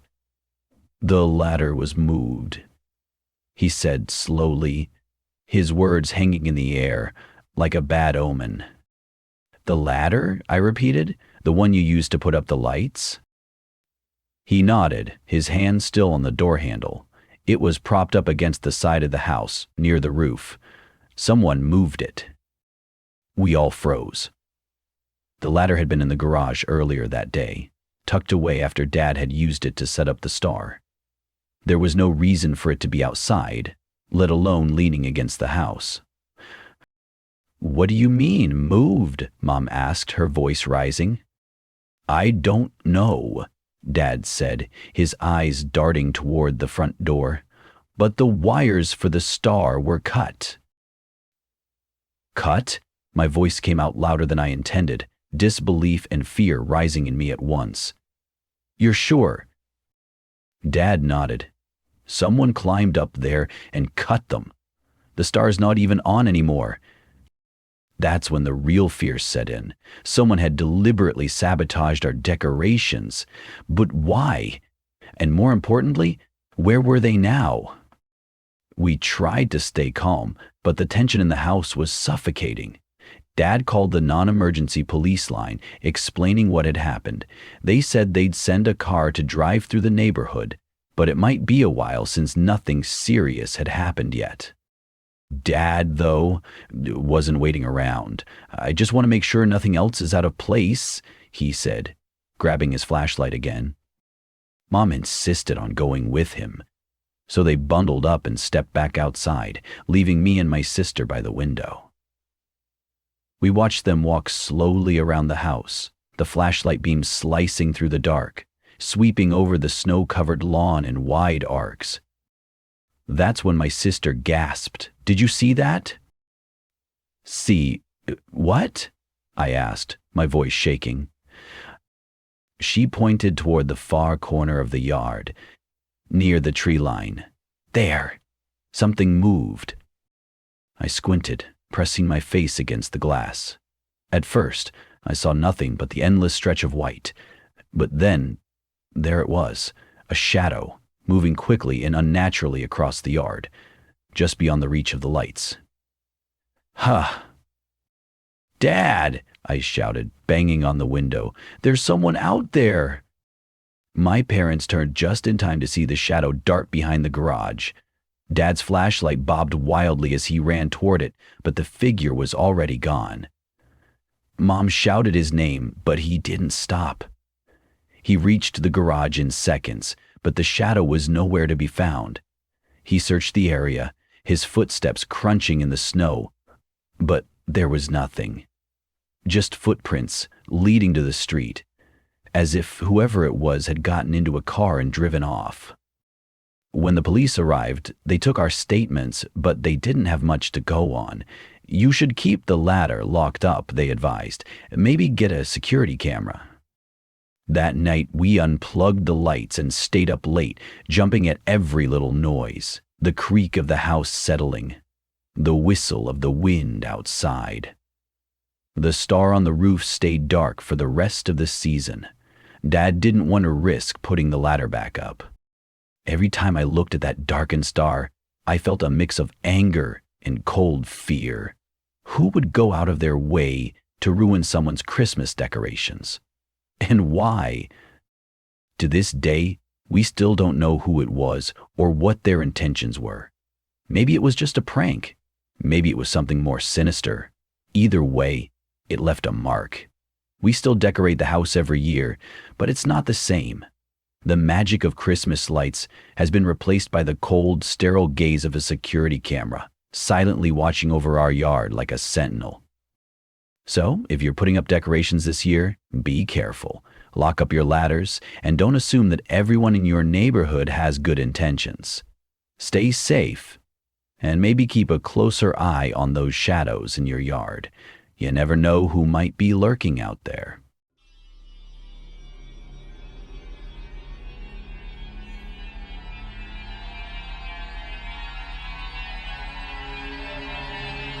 With the holidays coming up, I felt compelled to share a story that still gives me chills.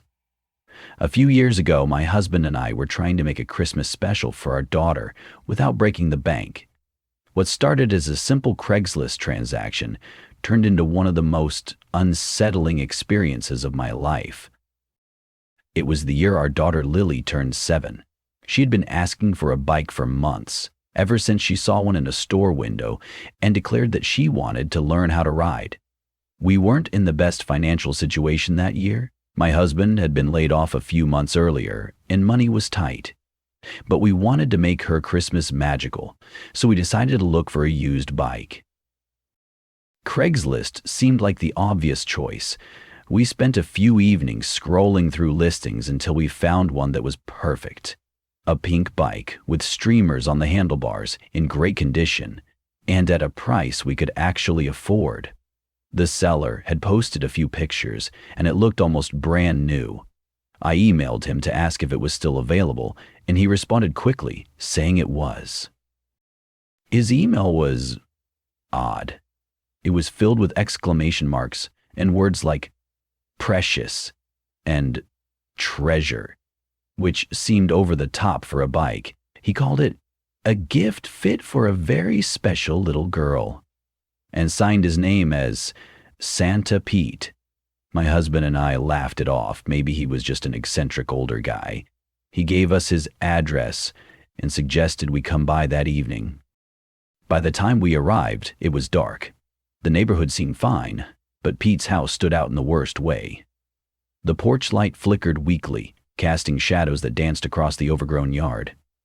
The windows were dark, and the paint on the siding was peeling in long strips.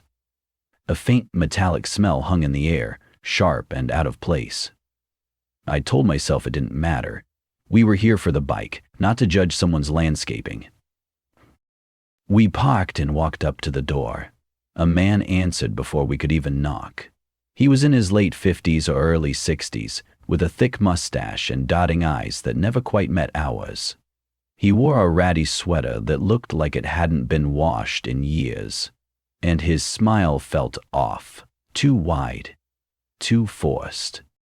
"You must be here for the treasure," he said, his voice sing-songy and a little too loud. Come in. Santa Pete always delivers." My stomach twisted at the way he said treasure, but I forced a smile and introduced myself. Pete motioned for us to follow him around to the garage. My husband glanced at me, and I could tell he was feeling the same unease I was. To Pete's credit, the bike was exactly as advertised, clean, shiny, and the perfect size for Lily. Relief washed over me as I took out the cash and handed it to Pete. "This is perfect," I said. "Thanks for keeping it in such great condition." Pete's face shifted. His smile faltered for just a moment before snapping back into place. He glanced toward the house, then back at us.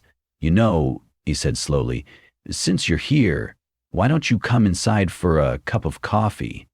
It's a cold night. I've got cookies, too." The way he said it made my skin crawl.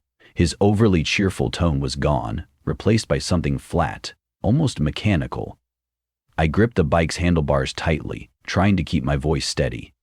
"Oh, that's kind of you, but we really need to get home," I said. "It's getting late." Pete's smile disappeared entirely. His eyes narrowed, and for the first time, I noticed how empty they looked, cold and calculating. "Come on," he said, his voice sharper now. "Just one cup. I don't get a lot of visitors." My husband stepped between us, his posture tense. "No, thank you," he said firmly. "We need to go." For a moment, Pete didn't move. He just stood there, staring at us with an expression I couldn't read. Anger, maybe, or disappointment. Finally, he stepped back and waved us off with a curt, "Suit yourselves." We hurried back to the car, my heart pounding in my chest. I could feel Pete's eyes on us the whole way, and when I glanced back, he was still standing in the driveway, watching us. As soon as we got inside, I locked the doors and told my husband to drive. As we pulled out, I checked the rearview mirror, and there he was, walking down the driveway. He stopped at the curb and just stood there, illuminated by the faint glow of our taillights. My stomach churned. Something about the way he watched us felt wrong. "This guy was weird," my husband said, his grip tight on the steering wheel. "I'm glad we didn't go inside." "Do you think he's still watching us?" I asked, my voice shaking. "Doesn't matter. We're gone now." But it did matter, because a few minutes later, headlights appeared in the mirror. A truck had pulled out of the neighborhood and was following us. At first, I thought it was just a coincidence, but as we continued driving, the truck stayed behind us.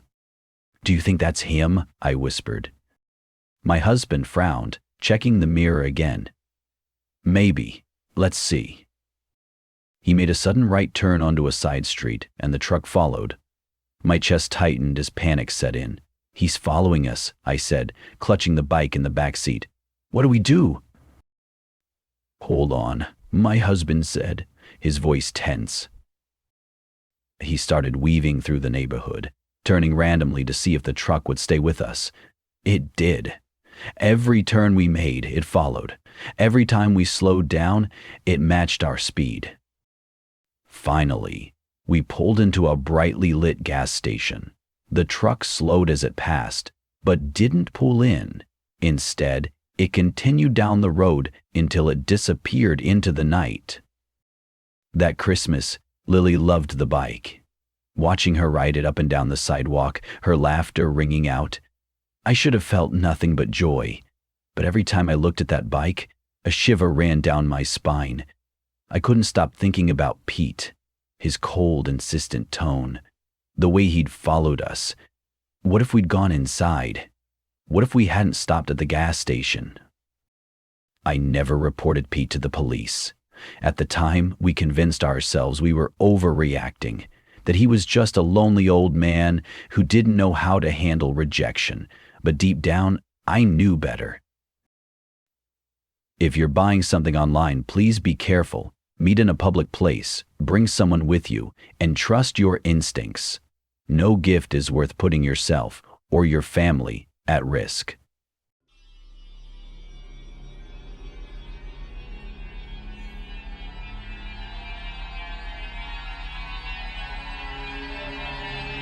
Every family has its Christmas traditions.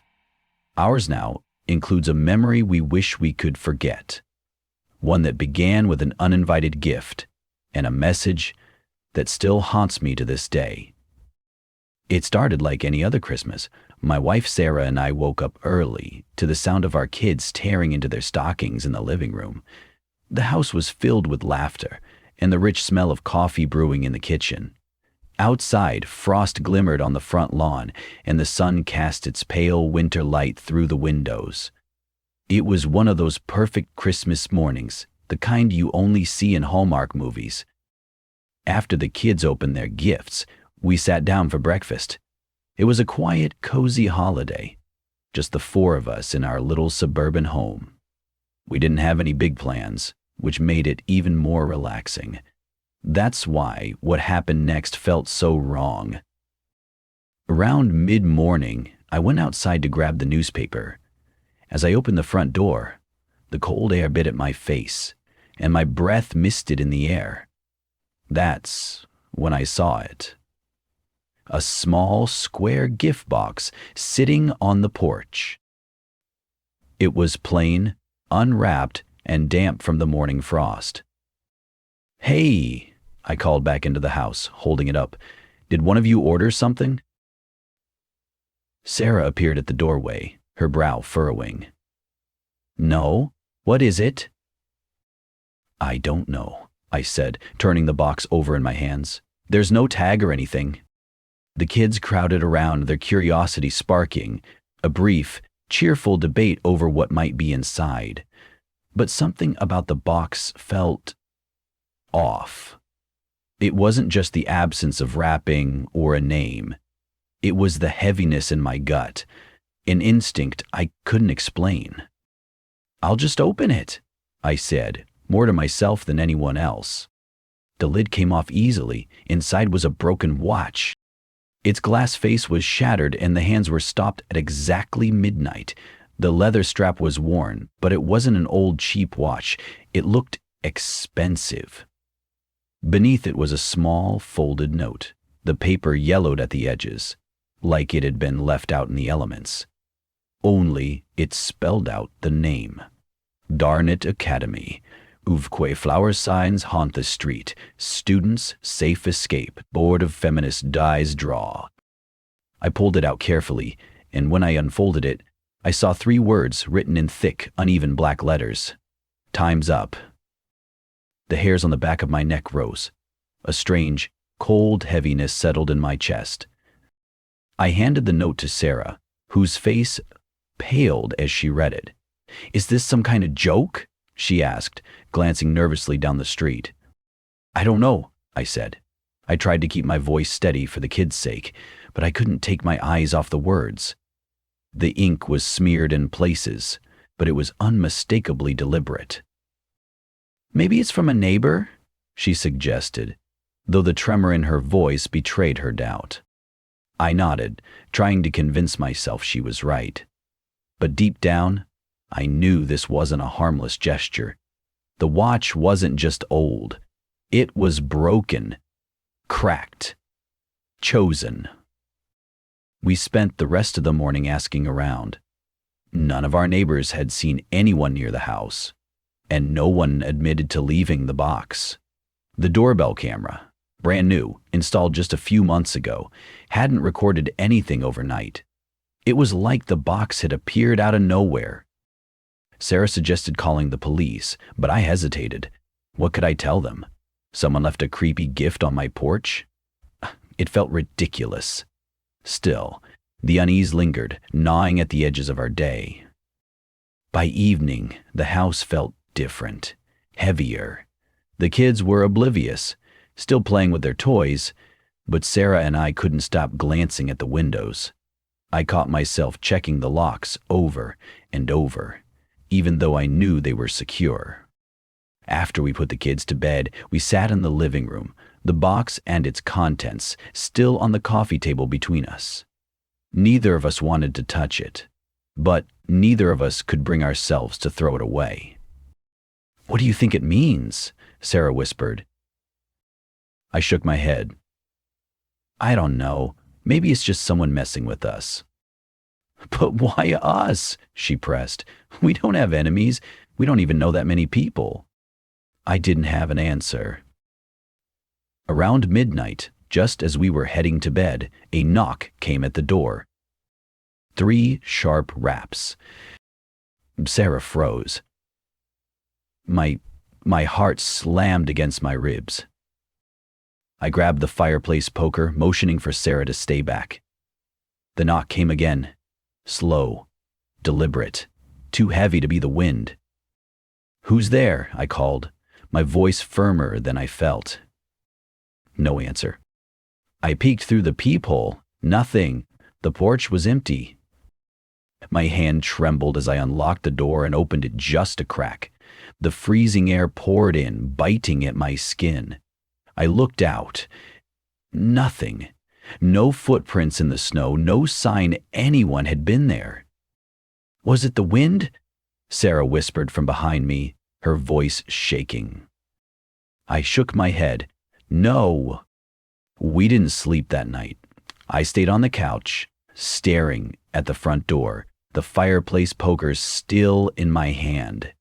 Sarah stayed upstairs with the kids, locking the bedroom door behind her. The next morning, I called the police. An officer came by, took a look at the box and the note, and listened to our story. He was polite, but I could tell he wasn't taking it seriously. "Could be a prank," he said. "Kids, maybe, or someone targeting the wrong house."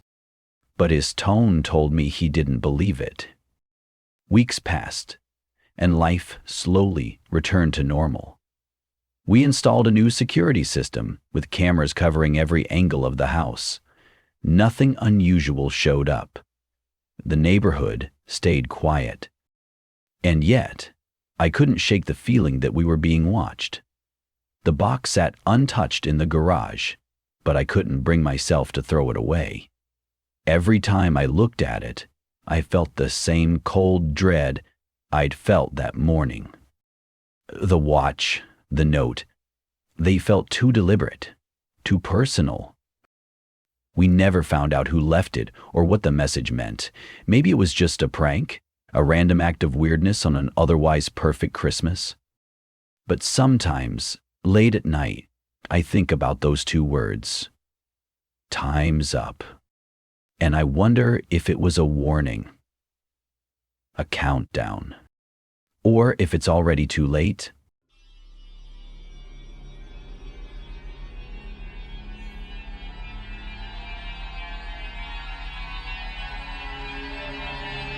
We rented the cabin to escape the noise, but the silence out here was worse. A quiet Christmas in the woods, surrounded by snow and pine trees, instead of traffic and blinking billboards. It sounded perfect. It was supposed to be peaceful. Just me, my wife Sarah, and her brother Matt. The first night was everything I'd hoped for. Logs crackling in the fireplace, steaming mugs of cocoa, and the old radio. Snow piled against the windows, insulating us from the outside world. For the first time in months, it felt like we could all breathe. The second night was different. The knock came just as we were settling in. It wasn't soft, like you'd expect from someone tapping out of politeness. It was frantic, heavy, desperate, fists pounding against the wood. I glanced at Sarah, whose expression mirrored my unease. Who could that be out here? Matt asked, already standing up. Wait, I said, holding up a hand. The cabin was remote, miles from the nearest town.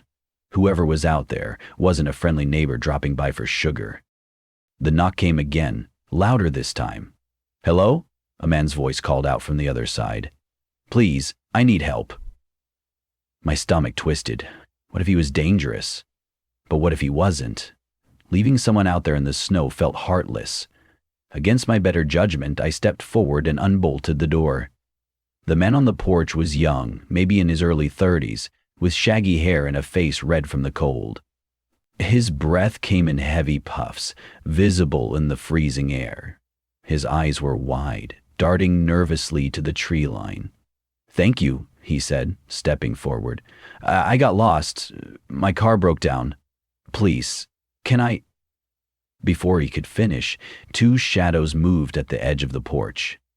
I barely had time to process what I was seeing before two men rushed in behind him, shoving past me and slamming the door shut.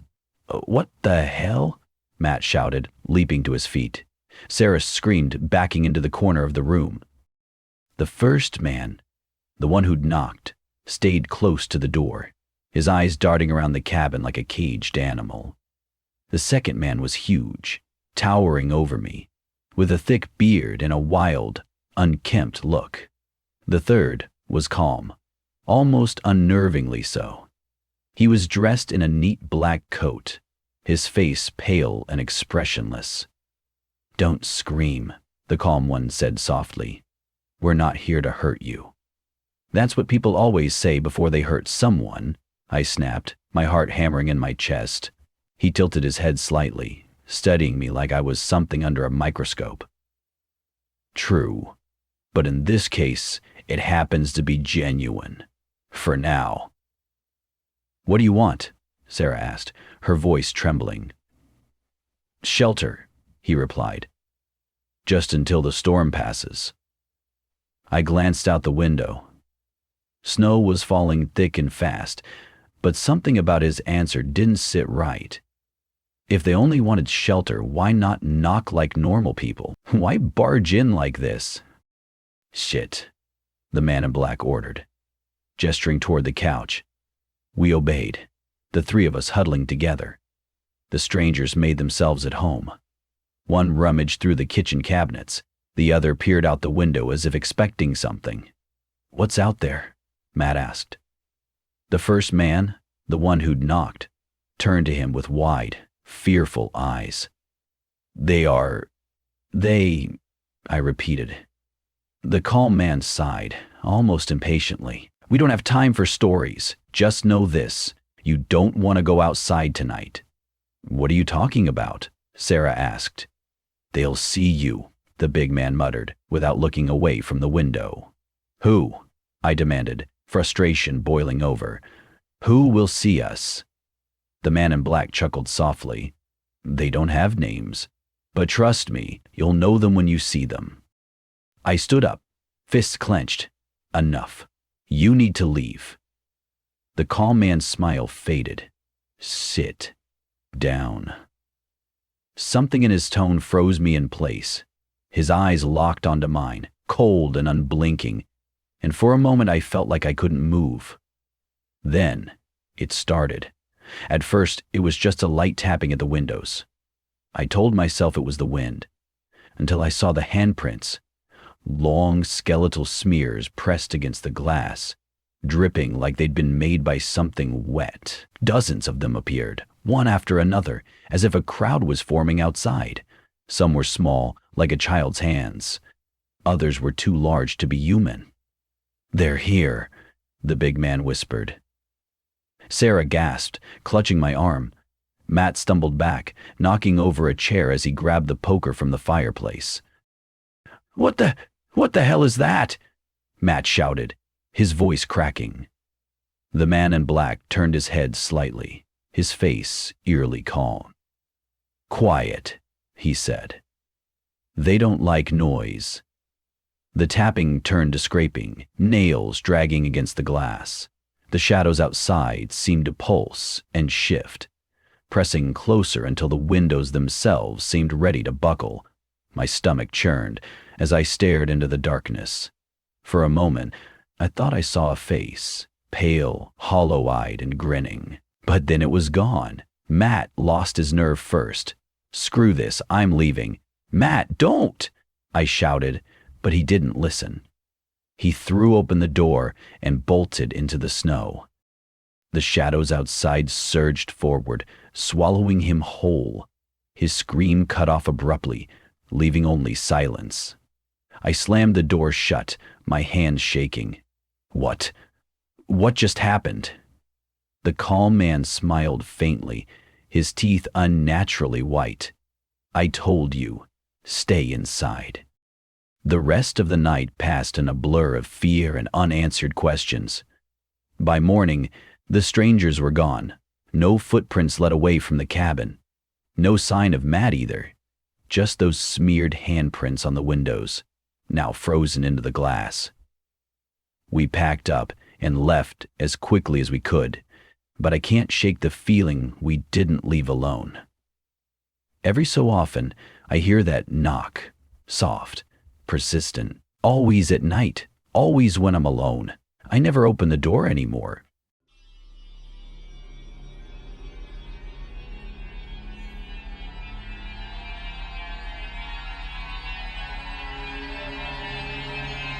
Christmas Eve was supposed to be peaceful. The roads were mostly empty, and I just left my parents' house after a long evening of food, gifts, and stories. I had about an hour's drive back to my apartment, and the only company I had was the soft glow of the dashboard and a scratchy Christmas playlist. Snowflakes drifted lazily across the windshield, turning the world outside into a still, silent postcard. It was nice, for the first 30 minutes. At some point, I noticed headlights in my rearview mirror. At first, they didn't seem remarkable, just another car on the road. But the longer I drove, the more I realized the car wasn't passing me. It wasn't fading into the distance either. No matter how I changed lanes or adjusted my speed, the headlights stayed annoyingly close, but not quite threatening. Yet. I told myself it was nothing. The roads were pretty empty. Maybe this person just happened to be going the same way. But as I got closer to the turnoff for my small town, the car stuck with me. When I slowed to take the exit, it slowed. When I sped up, it sped up. By the time I reached the quieter streets leading toward my apartment, my nerves were fully on edge. I took an unexpected left turn. So did the car. Another turn. Same result. My palms sweated against the wheel. I wasn't panicking yet, but I needed to lose them. Maybe if I pulled into a gas station, they'd pass me, or at least I'd be somewhere well lit with people around. There was a small 24-hour gas station up ahead. Its harsh white lights made the fresh snow on the ground seem blinding. I pulled into a spot near the front door, trying to act casual, trying to look like I had everything under control. If the driver was just going about their business, this would be the point. They'd drive off, right? Wrong. They pulled in behind me, stopping sideways to block me in. My stomach dropped. The driver got out of their car, slamming the door behind them. It was a man, middle-aged, with wild hair poking out from under a tattered beanie. His jacket was filthy and stiff with grime, and his boots crunched the snow as he stalked toward my car. His face was scruffy, his eyes wide. Something about him radiated desperation, and it scared the hell out of me. He reached my driver's side window and started pounding on the glass with his fists. "Hey!" he shouted, his voice muffled but frantic. "Open up! You gotta open up!" I locked the doors, heart hammering in my chest. My fingers fumbled for my phone, but my hands were shaking too badly to grip it. The man hit the window again, harder this time, and I flinched. "Please," he yelled, "just check your trunk." His words didn't make sense. What did he mean, check my trunk? I shook my head, mouthing no as firmly as I could manage. He groaned and started pacing in front of the car, muttering something under his breath. His frantic movements made the shadows around him lurch. Then, suddenly, he turned back and slammed his palms against the window again, his voice cracking with urgency. "You don't understand," he shouted. "They're in your trunk. You have to look." My stomach flipped. I managed to grab my phone and dialed 911, my voice shaking as I explained the situation. The operator assured me police were on the way, but it felt like hours before the flashing red and blue lights finally appeared in the distance. When the officers arrived, they immediately detained the man. I thought I'd be safe, that the nightmare was over, but that one officer approached my car to speak with me, the other went to inspect my trunk. I shifted in my seat, glancing in the rearview mirror. I expected to see nothing. Of course, it was nothing. The man was just crazy, right? Wrong again. The officer froze, then stepped back with his hand on his gun. "Stay in the car," he barked. My chest tightened. His partner rushed over, and together they dragged something, or someone, out of my trunk. It was a person, a man, thin and wiry, dressed in all black, with a ski mask shoved up to his forehead. He thrashed against the officer's grip, snarling and cursing as they restrained him. My blood ran cold. I remembered stopping briefly at a rest area about halfway through my drive to grab a coffee from a vending machine. I hadn't been gone more than a minute. That was when he must have slipped inside. The first man, the one who had followed me, looked on as the officers restrained the figure in black. His face was pale, his hands trembling as he tried to explain himself. "I saw him," he kept saying. "I saw him crawl into her car at the rest stop. I tried to follow, tried to warn her, but she wouldn't listen." I sat there, stunned, the man's words buzzing in my head.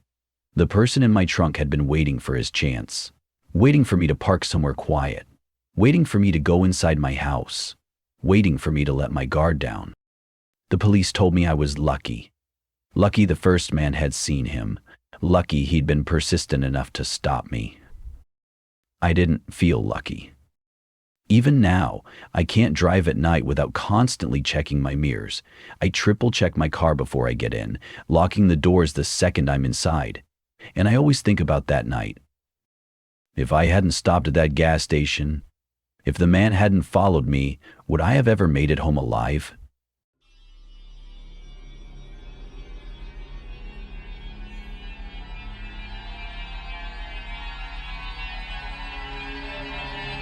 I've never told anyone this story outside my immediate family. Even now, years later, it sends chills down my spine. Every time I drive at night, I feel like it's waiting to happen again. It was Christmas Eve and my family was on our way to my aunt's house for dinner. The car was packed with gifts, the smell of my mom's homemade casserole filling the air.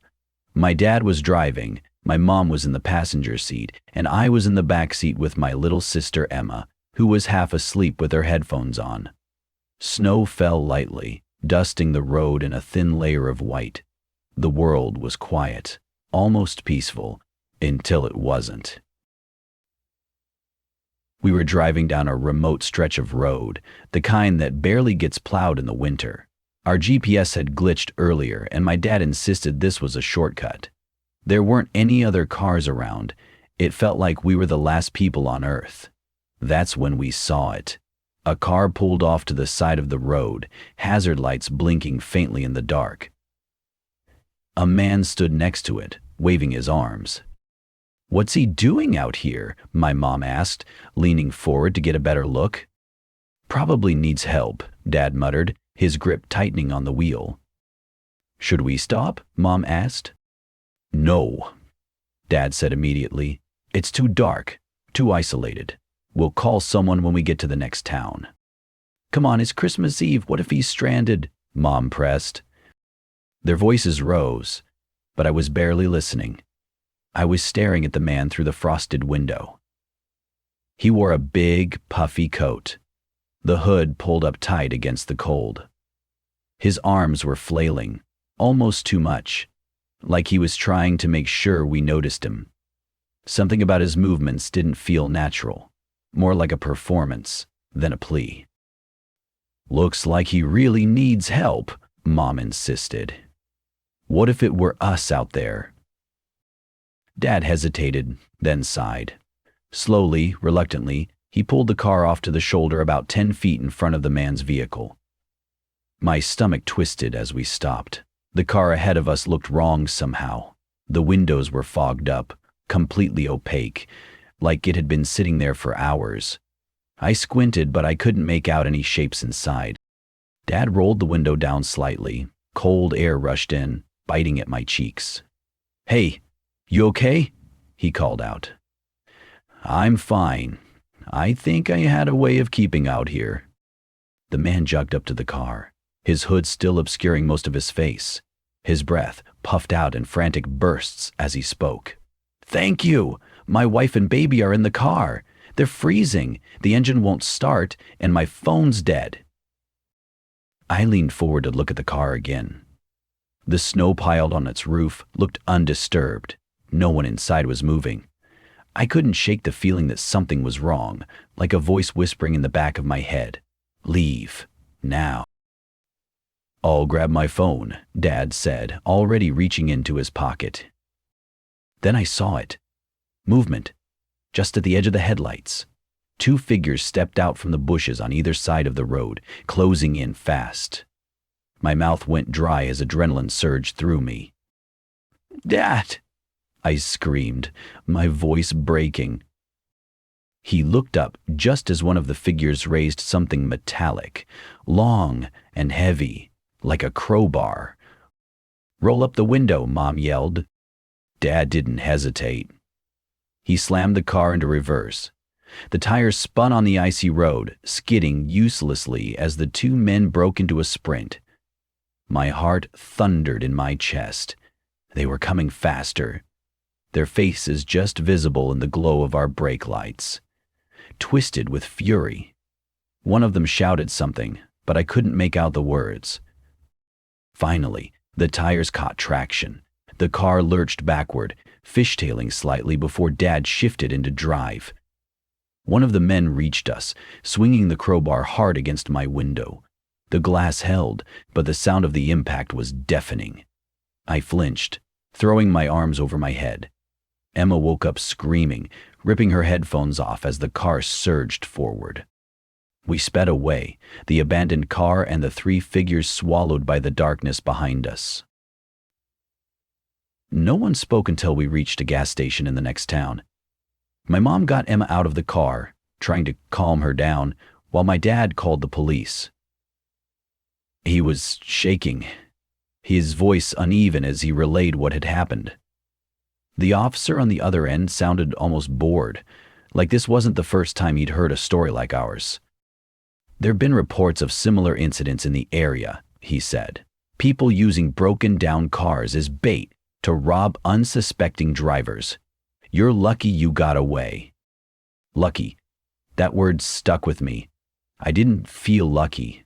I felt sick. A few days later, the story took an even darker turn. A body was found in the woods near where we'd stopped. The news said it was a man who had gone missing after leaving a Christmas party to help someone stranded on the side of the road. His car was found nearby, completely ransacked. I couldn't stop thinking about the man in the puffy coat. Was he the bait? Or was he just another victim, forced to lure people into a trap to save himself? I'll never know. But either way, I knew one thing for sure. We'd barely escaped. Now, whenever I see a car pulled over at night, my hands grip the steering wheel a little tighter. My stomach twists, and I keep my foot on the gas, no matter how desperate they look. I know better than to stop. Because next time we might not be so lucky.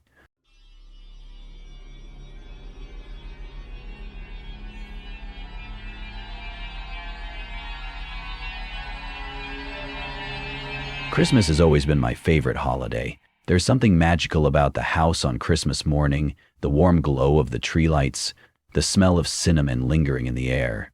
That morning, I woke up earlier than usual. At first, I wasn't sure why, but something felt wrong, off, the kind of wrong that sits in your chest like a heavy stone. The kids were still asleep and the house was quiet. Too quiet. Not the soft, peaceful silence I was used to, but an unnatural stillness that prickled at the edges of my senses. I slipped out of bed and made my way downstairs. Maybe the kids were already sneaking around the tree, trying to get a peek at their presents, but as I reached the bottom step, I stopped. There was someone sitting on the floor. My breath caught in my throat. A man was hunched under the tree, his back to me, staring at it as if mesmerized. The glow of the lights illuminated his figure, a gaunt silhouette sitting cross-legged, hands resting loosely in his lap. His head was tilted slightly to one side, as though lost in thought. For a moment, I thought I was still dreaming. My legs wobbled beneath me, and I gripped the railing so hard my knuckles turned white. He wasn't moving. He just sat there, unnervingly still, like a statue.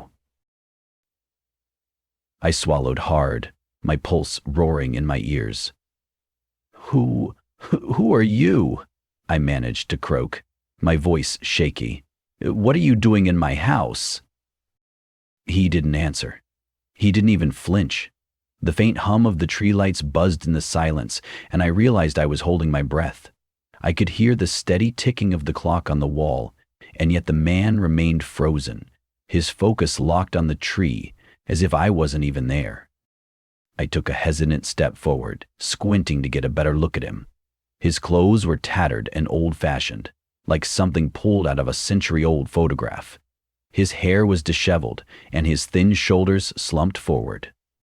The air around him was cold, bone-chillingly cold. I could feel it sinking into my skin, sharp and unnatural. My breath puffed out in faint, misty clouds, though the house was warm.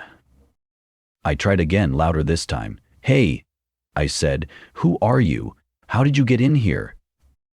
At last he spoke. His voice was low and raspy, dry as dead leaves scraping against pavement. "This used to be my home," he said, his words dragging like the weight of a lifetime. "I just wanted to see it one more time." My stomach twisted. What was he talking about? My family had lived in this house for years. It had been ours for generations. There was no way this stranger had any claim to it. "You need to leave," I said, trying to steady my voice. It came out firmer than I felt. "Now, I'm calling the police." But he didn't react. He didn't even look at me. He just kept staring at the tree. "It's just beautiful," he murmured, "just like she used to make it. My wife always loved it this way." I froze. His wife. His words didn't make sense. My heart was pounding so hard I thought it might burst, and my hands had gone clammy. Then I heard it, the sound I'd been dreading. Light footsteps. "Dad?" My daughter's cheerful voice broke the tension. "Is it time to open presents?" "No!" I shouted, whirling around. She was halfway down the stairs, her younger brother trailing groggily behind her. My panic made them freeze, their wide eyes blinking at me in confusion. "Go back upstairs," I snapped, my voice harsher than I intended. "Now." When I turned back to the man, something had changed. He was no longer hunched over. He had straightened, sitting tall and rigid, his head turning slowly toward the kids. My blood turned to ice. His face was pale and drawn, his cheeks sunken and his eyes, deep, hollow pits, seemed to swallow the light. But the way he looked at my children, it wasn't anger or malice, it was something worse. It was sorrow. "They're beautiful," he whispered, his voice trembling. so full of life. "Stay away from them," I roared, grabbing the closest object I could find, a baseball bat, and stepping between him and the kids. My hands were shaking, but I held it out in front of me like a sword. "Get out of my house!" The man rose to his feet slowly, his movements stiff and unnatural, as if strings were pulling him upright. He took a step toward me, and the cold seemed to deepen, biting through my skin. "They don't see me," he said, almost to himself. "They never see me, not really." And then, just like that, he collapsed. His body crumpled to the floor, limp and lifeless. I blinked. The spot where he had been standing was empty. He was gone. The air still felt heavy, the cold lingering like a shadow. I backed away, ushering the kids up the stairs as fast as I could. I locked the door to their room and stayed with them until the first light of dawn finally crept into the sky. Later that morning, once I was sure the house was empty, I began tidying the living room. That was when I saw it. Something under the tree, half hidden beneath the branches. It was a photograph, old and yellowed with age. My hands trembled as I picked it up. The picture showed a family, a man, a woman, and a little girl, standing in front of my house. The man in the photograph was younger, but it was him, the stranger. I flipped the photograph over. On the back, written in faded, looping script, were the words, "I'll always come home for Christmas." Even now, every Christmas morning, I wake up with the same uneasy feeling, dreading what I might find. Before the kids come downstairs, I always check the living room, making sure we're alone. But sometimes, when the house is quiet and the tree lights cast their soft glow, I swear I can feel him, watching, waiting. Home again.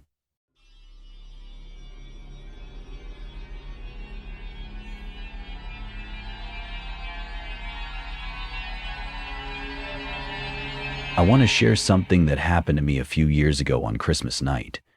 To this day, I can't explain it, and honestly, I'm not sure I want to. It's one of those memories that clings to your mind like a bad dream, leaving you with more questions than answers. It was late, and I was driving home from my parents' house after a long day of celebration. Normally, I'd stay the night, but I had work the next morning and needed to get back. My family lives about an hour away, and the roads that night were empty, blanketed in a fresh layer of snow. The world outside was quiet, too quiet. Even with the radio playing Christmas songs softly in the background, the silence pressed against me, heavy and unnerving. The route home cut through rural backroads, the kind that stretch on forever in the dark. No streetlights, no cars, just trees and fields and the occasional shadow of a distant house. I'd taken this road countless times, but something about that night felt off, like the world was holding its breath. I brushed it off, telling myself I was just tired. About halfway through the drive, I rounded a bend and saw it. The old house. It sat just off the road, hidden behind a line of gnarled trees and a collapsing fence. The place had been abandoned for as long as I could remember. As a kid, I'd heard all the usual stories. About the family that left without a word, about the woman who died there decades ago and never really left. I'd never believed any of it. To me, it was just a crumbling relic of the past, a spooky landmark you pointed out on Halloween for fun. But that night, something was different. A candle burned in the second-floor window. At first, I thought I must be seeing things. The house was boarded up, its roof sagging, its front yard an overgrown tangle of weeds and dead bushes. No one could live there. And yet, there it was, a tiny flame flickering steadily behind cracked glass. I slowed the car, leaning forward to get a better look. It wasn't a battery-powered candle, or a reflection of headlights. It was real. An open flame, impossibly steady despite the broken condition of the house. My stomach tightened. Who would light a candle in an abandoned house? And why? I should have kept driving. Every instinct I had screamed at me to leave it alone, to go home and forget about it. But curiosity got the better of me. Against my better judgment, I pulled over to the side of the road. The engine cut off, and the sudden silence was overwhelming. I grabbed my phone and stepped out into the cold night air. The snow crunched under my boots as I walked toward the house. The closer I got, the heavier the unease grew in my chest, like a weight pressing down on me.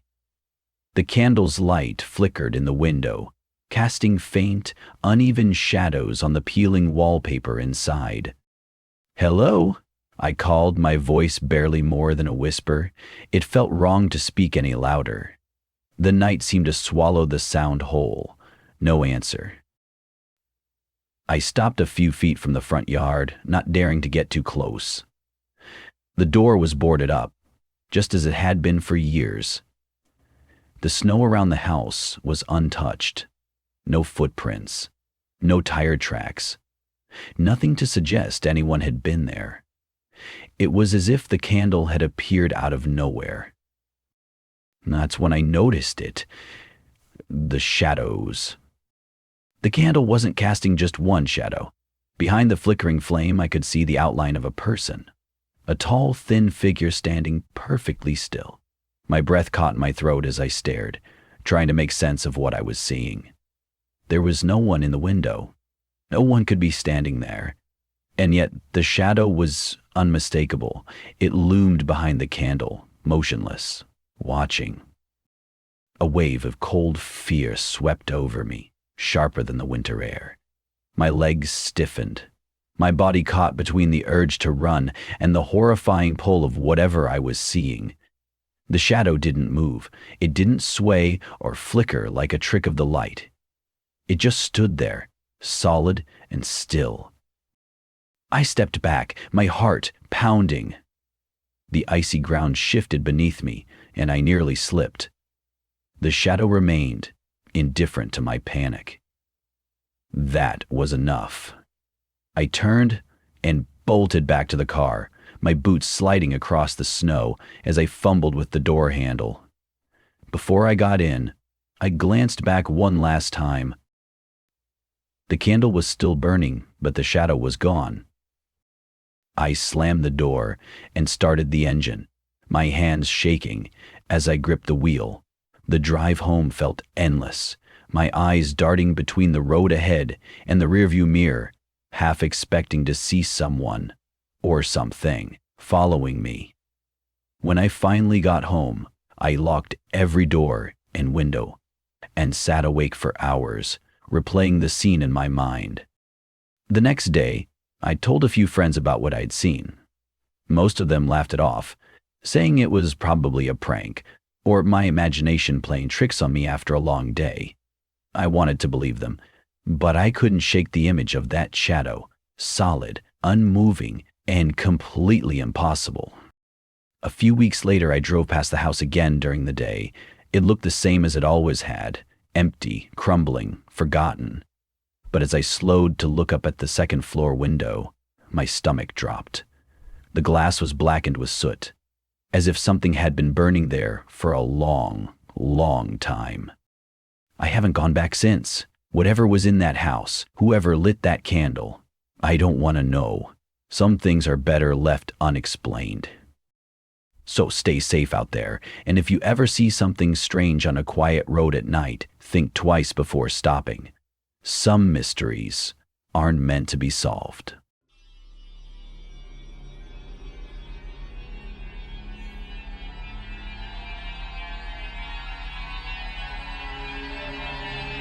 Hey Reddit, with Christmas markets popping up everywhere again, I can't stop thinking about what happened to me and my girlfriend Emma at one last year. It was supposed to be one of those magical holiday outings, lights, music, good food, the kind that fills you with festive cheer. But instead, it turned into a memory that still makes me uneasy, a moment so strange and unsettling that it stayed with me ever since. I've never been able to explain what we saw. I'll share everything as clearly as I can, and maybe someone out there will have an answer. Or maybe it's just one of those things that defy explanation. It was a crisp December evening, the kind where your breath fogs in the air and the cold nips at your face, no matter how many layers you're wearing. Emma and I had been looking forward to the market for weeks. It was one of the biggest in the city, sprawling across the main square, with rows of wooden stalls, strings of lights twinkling overhead, and the warm, sweet smell of roasted chestnuts and mulled wine hanging in the air. When we arrived at 7 p.m., the square was buzzing with life. Families strolled past toy stalls, kids squealing as they pointed out stuffed animals and wooden trains. Couples huddled close, fingers wrapped around steaming cups of cider. Carolers sang somewhere in the distance, their voices weaving through the crisp night like part of the magic. For the first hour, we wandered between the stalls, sampling candied nuts and admiring handmade ornaments. Emma, a sucker for anything remotely festive, was grinning from ear to ear. The whole evening felt like a scene from one of those cheesy Christmas movies she loves so much. But everything changed when we reached the food court. We were standing in line for grilled sausages when Emma nudged me, a curious frown on her face. "That's weird," she said, nodding toward a nearby table. I followed her gaze and saw it right away. A large black duffel bag sitting on the ground, partially hidden beneath the table. It was plain and unmarked, the kind of bag you'd see at the gym or the airport. But there was something strange about it. The way it was tucked so deliberately under the table didn't feel casual.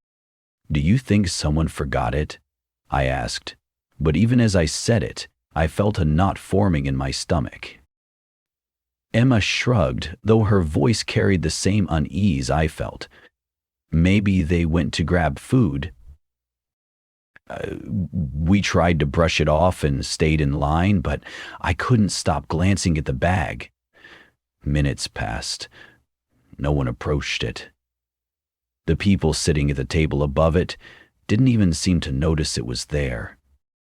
When we finally got our food and found a spot at another table, I thought I'd let it go, but I hadn't. The bag felt like a weight in the back of my mind. Then I saw the security guard. He was walking through the crowd slowly, scanning the area with a sharp, deliberate gaze. When he got near the table with the bag, he froze. His attention locked onto it like a magnet. He motioned to another guard, and the two of them spoke in hushed tones. Within moments, they were gesturing for people to move back, creating a quiet but insistent perimeter around the table. Emma and I stood, craning our necks to see what was happening. "Do you think it's dangerous?" she whispered, her hand tightening around my arm.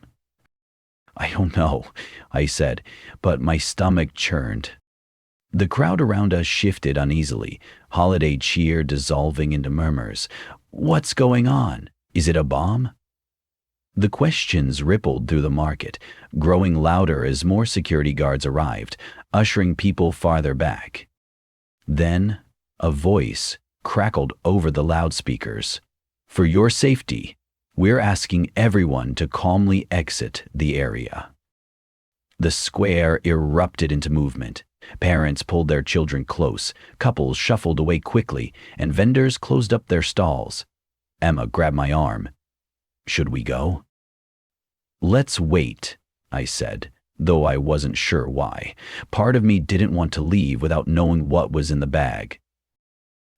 We stopped near the edge of the square, far enough to feel safe, but close enough to watch.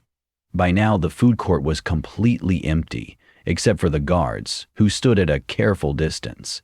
The bag sat there alone, an ominous, silent presence. Sirens wailed in the distance, growing louder as the police car pulled up, followed by a bomb squad truck. My heart sank at the sight of it. Emma clutched my hand tightly, her breath hitching. "This is serious," she said, her voice barely audible. The bomb squad worked methodically, setting up equipment and sending a small robot toward the bag. The crowd had gone eerily quiet, everyone watching as the robot extended its mechanical arm to inspect the bag.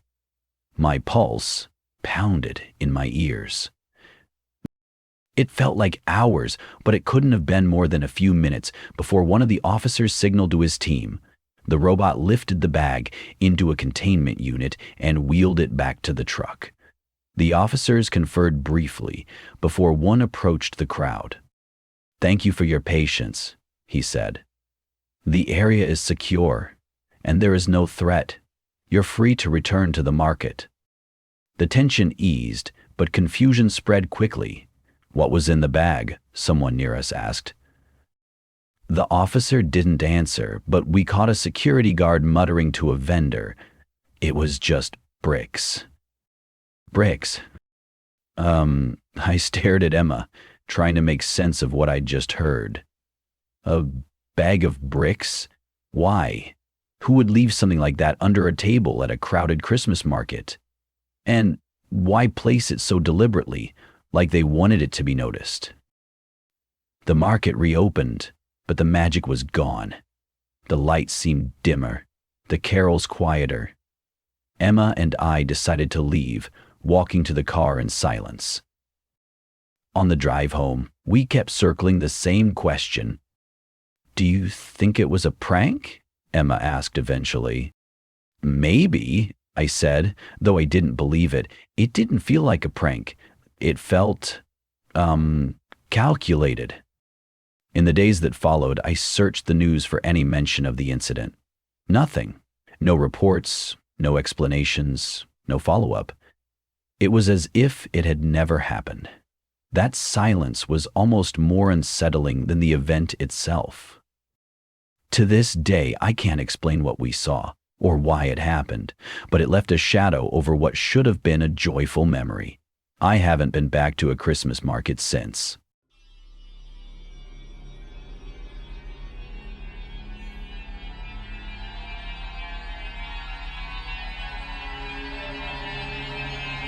This is one of those stories that still creeps me out every time I think about it. It happened a few years ago on Christmas Eve, and even now, I can't explain it.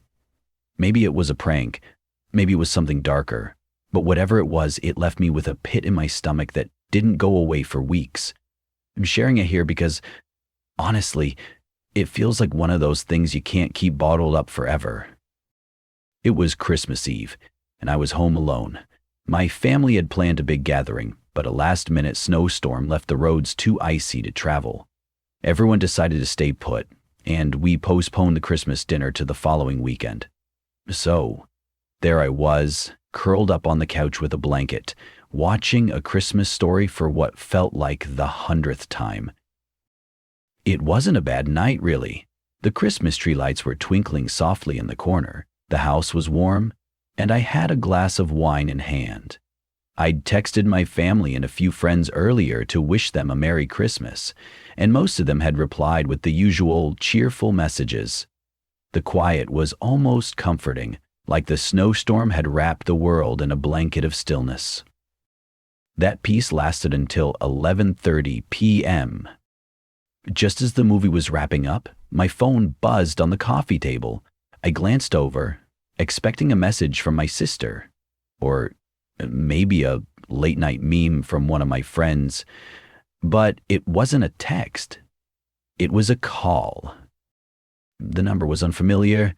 No name, no contact photo, just a string of digits I didn't recognize. I hesitated. Who calls this late, especially on Christmas Eve? For a moment, I thought about letting it go to voicemail. But curiosity, or maybe boredom, got the better of me. "Hello?" I said, my voice tentative. For a moment there was silence, a dead, heavy silence that crackled faintly with static. I frowned, thinking it might be a bad connection. "Hello?" I said again, louder this time, and then I heard it. A man's voice, low and raspy, whispered, "I see you." I froze. For a second, I thought I must have misheard. "Excuse me? Who is this?" I asked, my voice sharper now. There was no response. The line went dead. I stared at the phone in my hand, my pulse thudding in my ears. It had to be a prank, right? Some bored kid messing with random numbers on Christmas Eve? But why me? And why now? I checked the number again, hoping for some kind of clue, a name, an area code I recognized, but it was meaningless, a sequence of digits that told me nothing. I tried to shake it off. It was just a stupid prank. Still, the words lingered, burrowing into my mind. I see you. The house, which had felt warm and cozy just minutes before, now felt too quiet, too still. The Christmas tree lights threw faint flickering shadows on the walls, and the hum of the heater suddenly seemed louder than it should have been. I stood up, rubbing my arms to chase away the chill creeping under my skin. Moving to the window, I pulled back the curtain and peered outside. The snow-covered street was empty, the fresh layer of powder untouched except for a set of faint tire tracks leading away from my neighbor's driveway. Everything looked normal, peaceful, even. But the unease wouldn't go away. I locked the front door and double-checked the back door, even though I knew it was already secure. My hands were trembling slightly as I moved through the house, turning off lights and closing curtains. I told myself I was overreacting, that I'd laugh about this in the morning. Then my phone buzzed again. I stopped cold. The same number. My stomach dropped, and I felt the blood drain from my face. Every rational part of me screamed to ignore it, to let it ring out and block the number afterward. But something, curiosity, dread, or maybe sheer stupidity, made me pick up. "Who is this?" I demanded, trying to keep my voice steady. There was a pause, just static at first. Then the same low, rasping voice whispered, "I told you. I see you." My hand clenched around the phone as I slammed it down onto the coffee table. My heart was pounding so hard, it felt like it might burst out of my chest. This wasn't a prank. Whoever this was, they weren't just trying to scare me. They wanted me to know they were watching. I turned off the remaining lights downstairs, plunging the house into darkness, and moved back to the window. This time, I didn't pull the curtain all the way back, just enough to peek outside. The street was still empty, but it didn't feel empty. The stillness wasn't peaceful anymore. It was oppressive, heavy, like the air itself was waiting for something to happen. I went upstairs and locked myself in my bedroom. My hands were shaking as I blocked the number, but even after I did, I couldn't shake the feeling that something was wrong. The voice kept echoing in my head. "I see you." I spent the rest of the night sitting against the headboard, clutching my phone in one hand and a heavy flashlight in the other. Every creak of the house made me jump. Every shadow outside the window felt like a threat. I didn't sleep at all. When morning finally came, the sun was a faint glow behind gray clouds. The snow outside was pristine and untouched. No footprints, no tire tracks, no sign that anyone had been there. I almost convinced myself it had all been in my head. A bizarre prank call that my imagination had blown out of proportion. I didn't tell my family what happened when they called to wish me a Merry Christmas. I didn't want to ruin their day. But a few days later, I got another call. It wasn't from the same number, but the voice was the same. Low, raspy, and cold. This time, it said something different. "You can't hide." I blocked that number too, but it didn't matter. The call stopped after that, but the fear stayed with me. Little things started happening. A door left open that I swore I'd closed. Faint footprints in the snow near the edge of my yard. I never saw anyone. and nothing ever happened, but I couldn't shake the feeling that I was being watched. To this day, I don't know who it was or why they targeted me. Maybe it was a prank. Maybe it was something darker. All I know was that I'll never answer another call from an unknown number, especially not on Christmas Eve. Stay safe, Reddit, and if you get a call from a number you don't recognize, think twice before picking up. You never know who or what might be on the other end.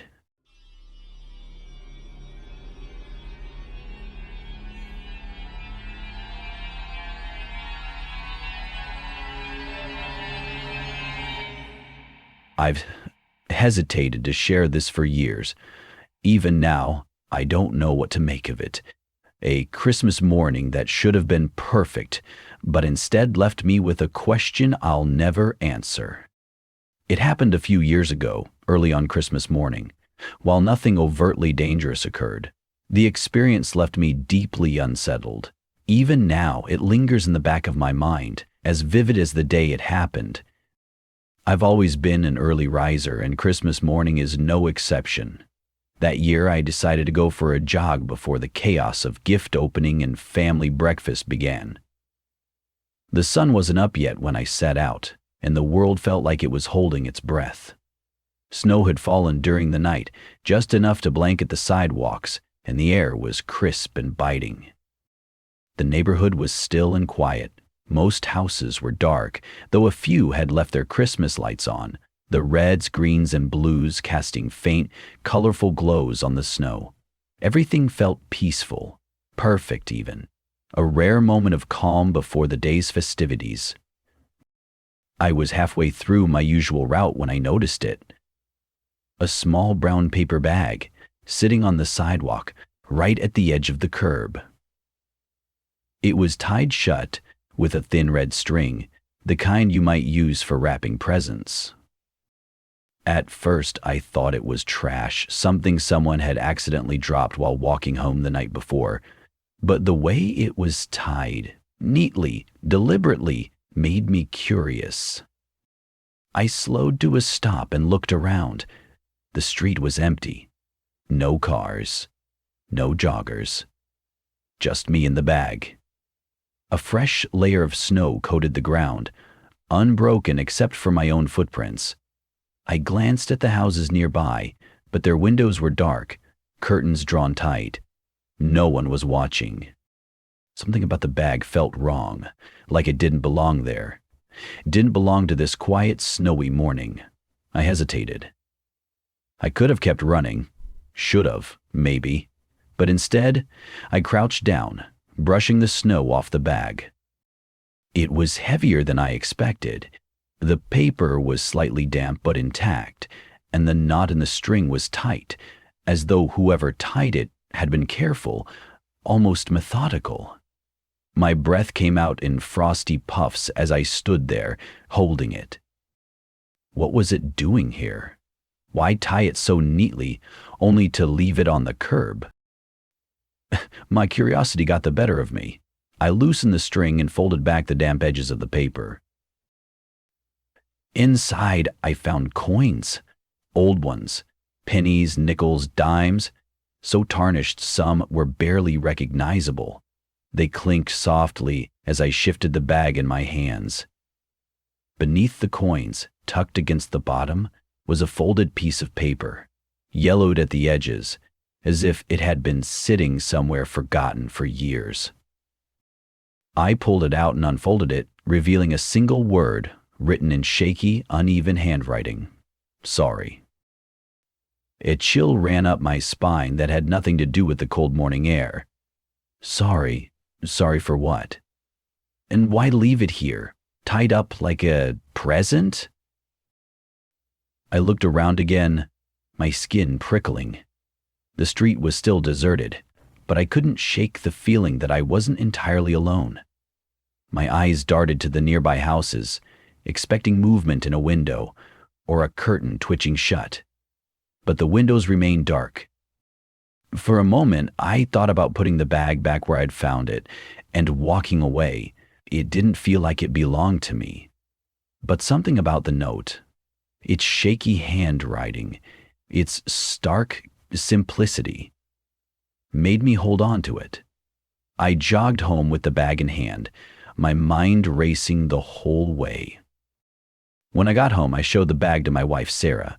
She frowned as I poured the coins onto the kitchen table, the dull metal scattering in uneven piles. "What would someone leave this on the sidewalk?" she asked, picking up one of the coins. Her thumb brushed over the faded lettering on its surface. "And what's with the note?" "It just says, 'Sorry, that's it.'" I handed her the piece of paper. She stared at it for a moment, her brow furrowed. "It doesn't look like a prank," she said. "It feels weird, like it means something." I nodded. That's what I thought too." We spent the next hour going through the coins, searching for anything that might explain their significance. Most were ordinary pocket change from decades past, but a few stood out.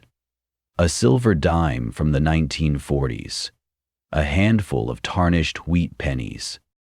"Maybe they're valuable," Sarah suggested, though she didn't sound convinced. "Maybe," I said, turning a nickel over in my hand. "But who'd leave them out in a bag like that? And why write 'sorry'?" She didn't answer. Neither of us could make sense of it. The bag sat on the kitchen counter all day, a quiet, nagging presence. I tried to put it out of my mind as we opened gifts and had breakfast with the kids, but the note kept gnawing at me. Why sorry? Was it an apology? A warning? A message for someone who never showed up? That evening, after the kids were in bed, I decided to go back to where I'd found the bag. The snow had started falling again, and the street looked different, softer and quieter under the fresh layer of white. I stood on the sidewalk for a long time, staring at the spot where the bag had been. The snow around it was untouched now, covering even the faint impression it had left behind. I walked up and down the street, looking for anything I might have missed. A trail of footprints, a dropped glove, anything. But the snow was pristine. I even knocked on a few doors, asking if anyone had seen or heard anything unusual that morning. Most people hadn't even left their houses, and no one knew anything about the bag. It was as if it had appeared out of nowhere. Over the next few weeks, I kept the bag and its contents in a drawer, unable to bring myself to throw it away. Every so often, I'd take it out and sift through the coins, turning them over in my hands. I kept hoping I'd notice something I'd missed before, but the answer never came. Eventually, I donated the coins to a local charity, figuring they could at least do some good. But I kept the note. It's still in my desk, folded neatly, the words "sorry" staring back at me whenever I come across it.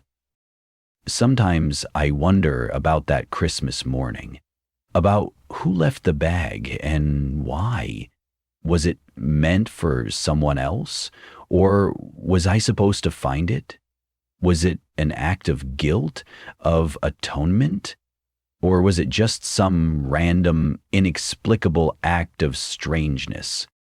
I'll never know, but every Christmas morning, I think about it, a quiet little mystery wrapped in paper and string.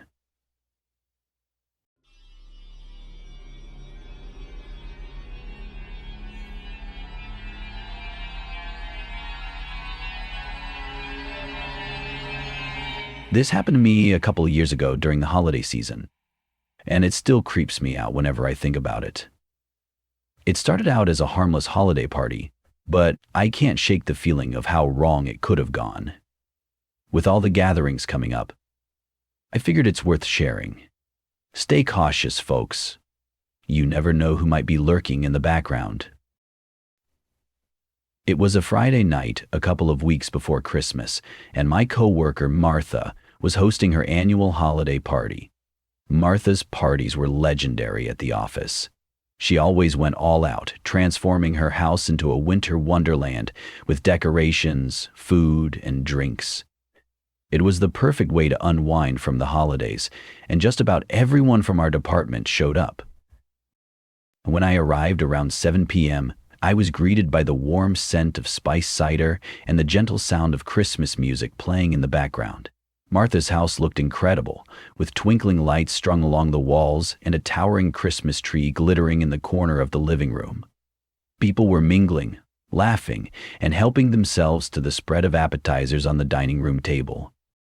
The night started out like any other holiday party. I had a couple of drinks, joined in the White Elephant gift exchange, and chatted with coworkers. The evening was festive, relaxed, and predictably chaotic when someone unwrapped a hideous Christmas sweater that immediately became the hot item of the night. Everything felt cheerful and normal until it didn't. I was standing in the kitchen, chatting with a coworker, when I noticed a man I didn't recognize walk in. He was tall and wiry, with thinning hair and glasses, wearing a plain gray sweater and jeans. At first, I assumed he was someone's plus one. Martha had mentioned that people could bring guests, so I figured he was a spouse or a friend from another department. He didn't stand out at first. He grabbed a drink from the counter and stood at the edge of the conversation, quietly listening. But something about him felt off. He wasn't laughing at jokes or chiming in with stories. Just standing there, watching. His eyes moved quickly, darting from person to person like he was studying us. It was subtle at first, but it made me uneasy. A little while later, I moved to the living room to join another group, and the man followed. He kept his distance, staying at the edge of the group, but his presence felt heavy. When he finally started speaking, the questions he asked made my skin crawl. "What's your name?" he asked one of my coworkers. "Kelly," she said, giving him a polite but reserved smile. "Do you live nearby?" he asked, his tone casual but with an edge I couldn't place. Yeah, not too far," she replied cautiously. "Alone?" he pressed, tilting his head slightly. The room seemed to shift. Kelly gave a nervous laugh, muttered something about having roommates, and excused herself to get another drink. The man didn't seem fazed. He turned to someone else and started asking the same kinds of questions: where they lived, if they lived alone, how long they'd been in the area. By now, people were starting to avoid him, breaking off conversations or drifting away when he joined a group. The mood of the party was shifting, the easy laughter and holiday cheer giving way to uneasy glances and whispered conversations. Finally, I decided to ask Martha about him. I pulled her aside and said, "Hey, who is that guy in the gray sweater? I don't think I've met him before." Martha frowned, following my gaze to where the man was now standing near the Christmas tree, sipping his drink and scanning the room. "I don't know," she said. "I thought he was someone's plus one." A chill ran down my spine. "You didn't invite him?" "No," she said, her voice dropping to a whisper. "I've never seen him before." My stomach sank. If Martha didn't know him and no one else seemed to recognize him, then who was he? And how had he gotten into the party? Martha decided to confront him. I watched as she walked over, her smile polite, but her body tense. "Hi," she said, her tone pleasant but firm. "I don't think we've met. I'm Martha, the host. Who did you come with?" The man's lips twitched into a tight smile. "Oh, I'm just here with a friend," he said vaguely. "They told me about the party." Martha's smile didn't falter, but her eyes sharpened. "Which friend?" He hesitated, his smile faltering. I think I might have gotten the address wrong," he said finally. "Sorry about that." Before she could say anything else, he set his drink down on a nearby table and started walking toward the door. He didn't run or panic. He just calmly excused himself, opened the door, and disappeared into the night. Martha locked the door behind him, and for a moment the room was silent. Then everyone started talking at once, trying to piece together who he was and how he'd gotten in. No one recognized him. No one had invited him. The rest of the night felt tense. People kept glancing toward the windows and the door, wondering if he might come back. A few of us even checked the backyard and made sure all the doors were locked. There was no sign of him.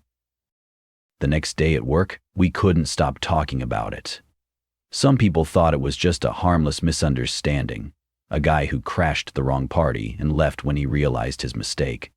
But others, including me, weren't so sure. The way he lingered, the way he asked those questions, it felt deliberate, like he was gathering information.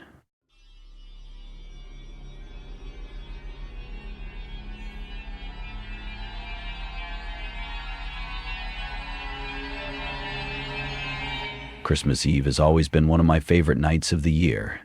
There's something about the quiet stillness that settles after the day's chaos, the way the world seems to pause, exhaling under a blanket of snow, that feels magical. That year, everything seemed perfect. My wife Izzy and I had spent the day with family, eating too much food and watching the kids tear into their gifts. By the time we got home, the kids were half asleep in the car, and we were ready for a quiet evening to ourselves. The neighborhood was peaceful, wrapped in the kind of silence only a snowfall could bring. Most houses were dark, their families nestled in for the night, with only the occasional glimmer of Christmas lights casting faint hues across the snowbanks. The street looked like a postcard. Calm, serene. It was the kind of night where nothing bad was supposed to happen. But I've learned that darkness often hides in the places you least expect. We put the kids to bed by 8. They didn't even fight us, too exhausted from the day's excitement to argue. Afterward, Emily and I poured glasses of wine, started a Christmas movie, and curled up on the couch. The fire crackled softly, and the glow of the tree bathed the room in warm, shifting colors. Outside, the snowflakes drifted lazily under the amber streetlights. It was perfect. I was getting up to refill our glasses when Emily's voice stopped me.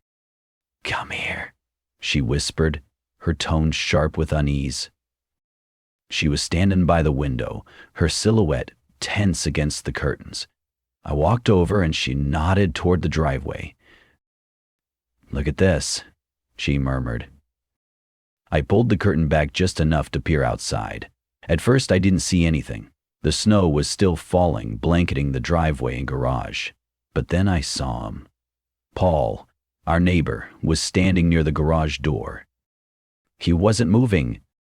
He wasn't even looking at the house.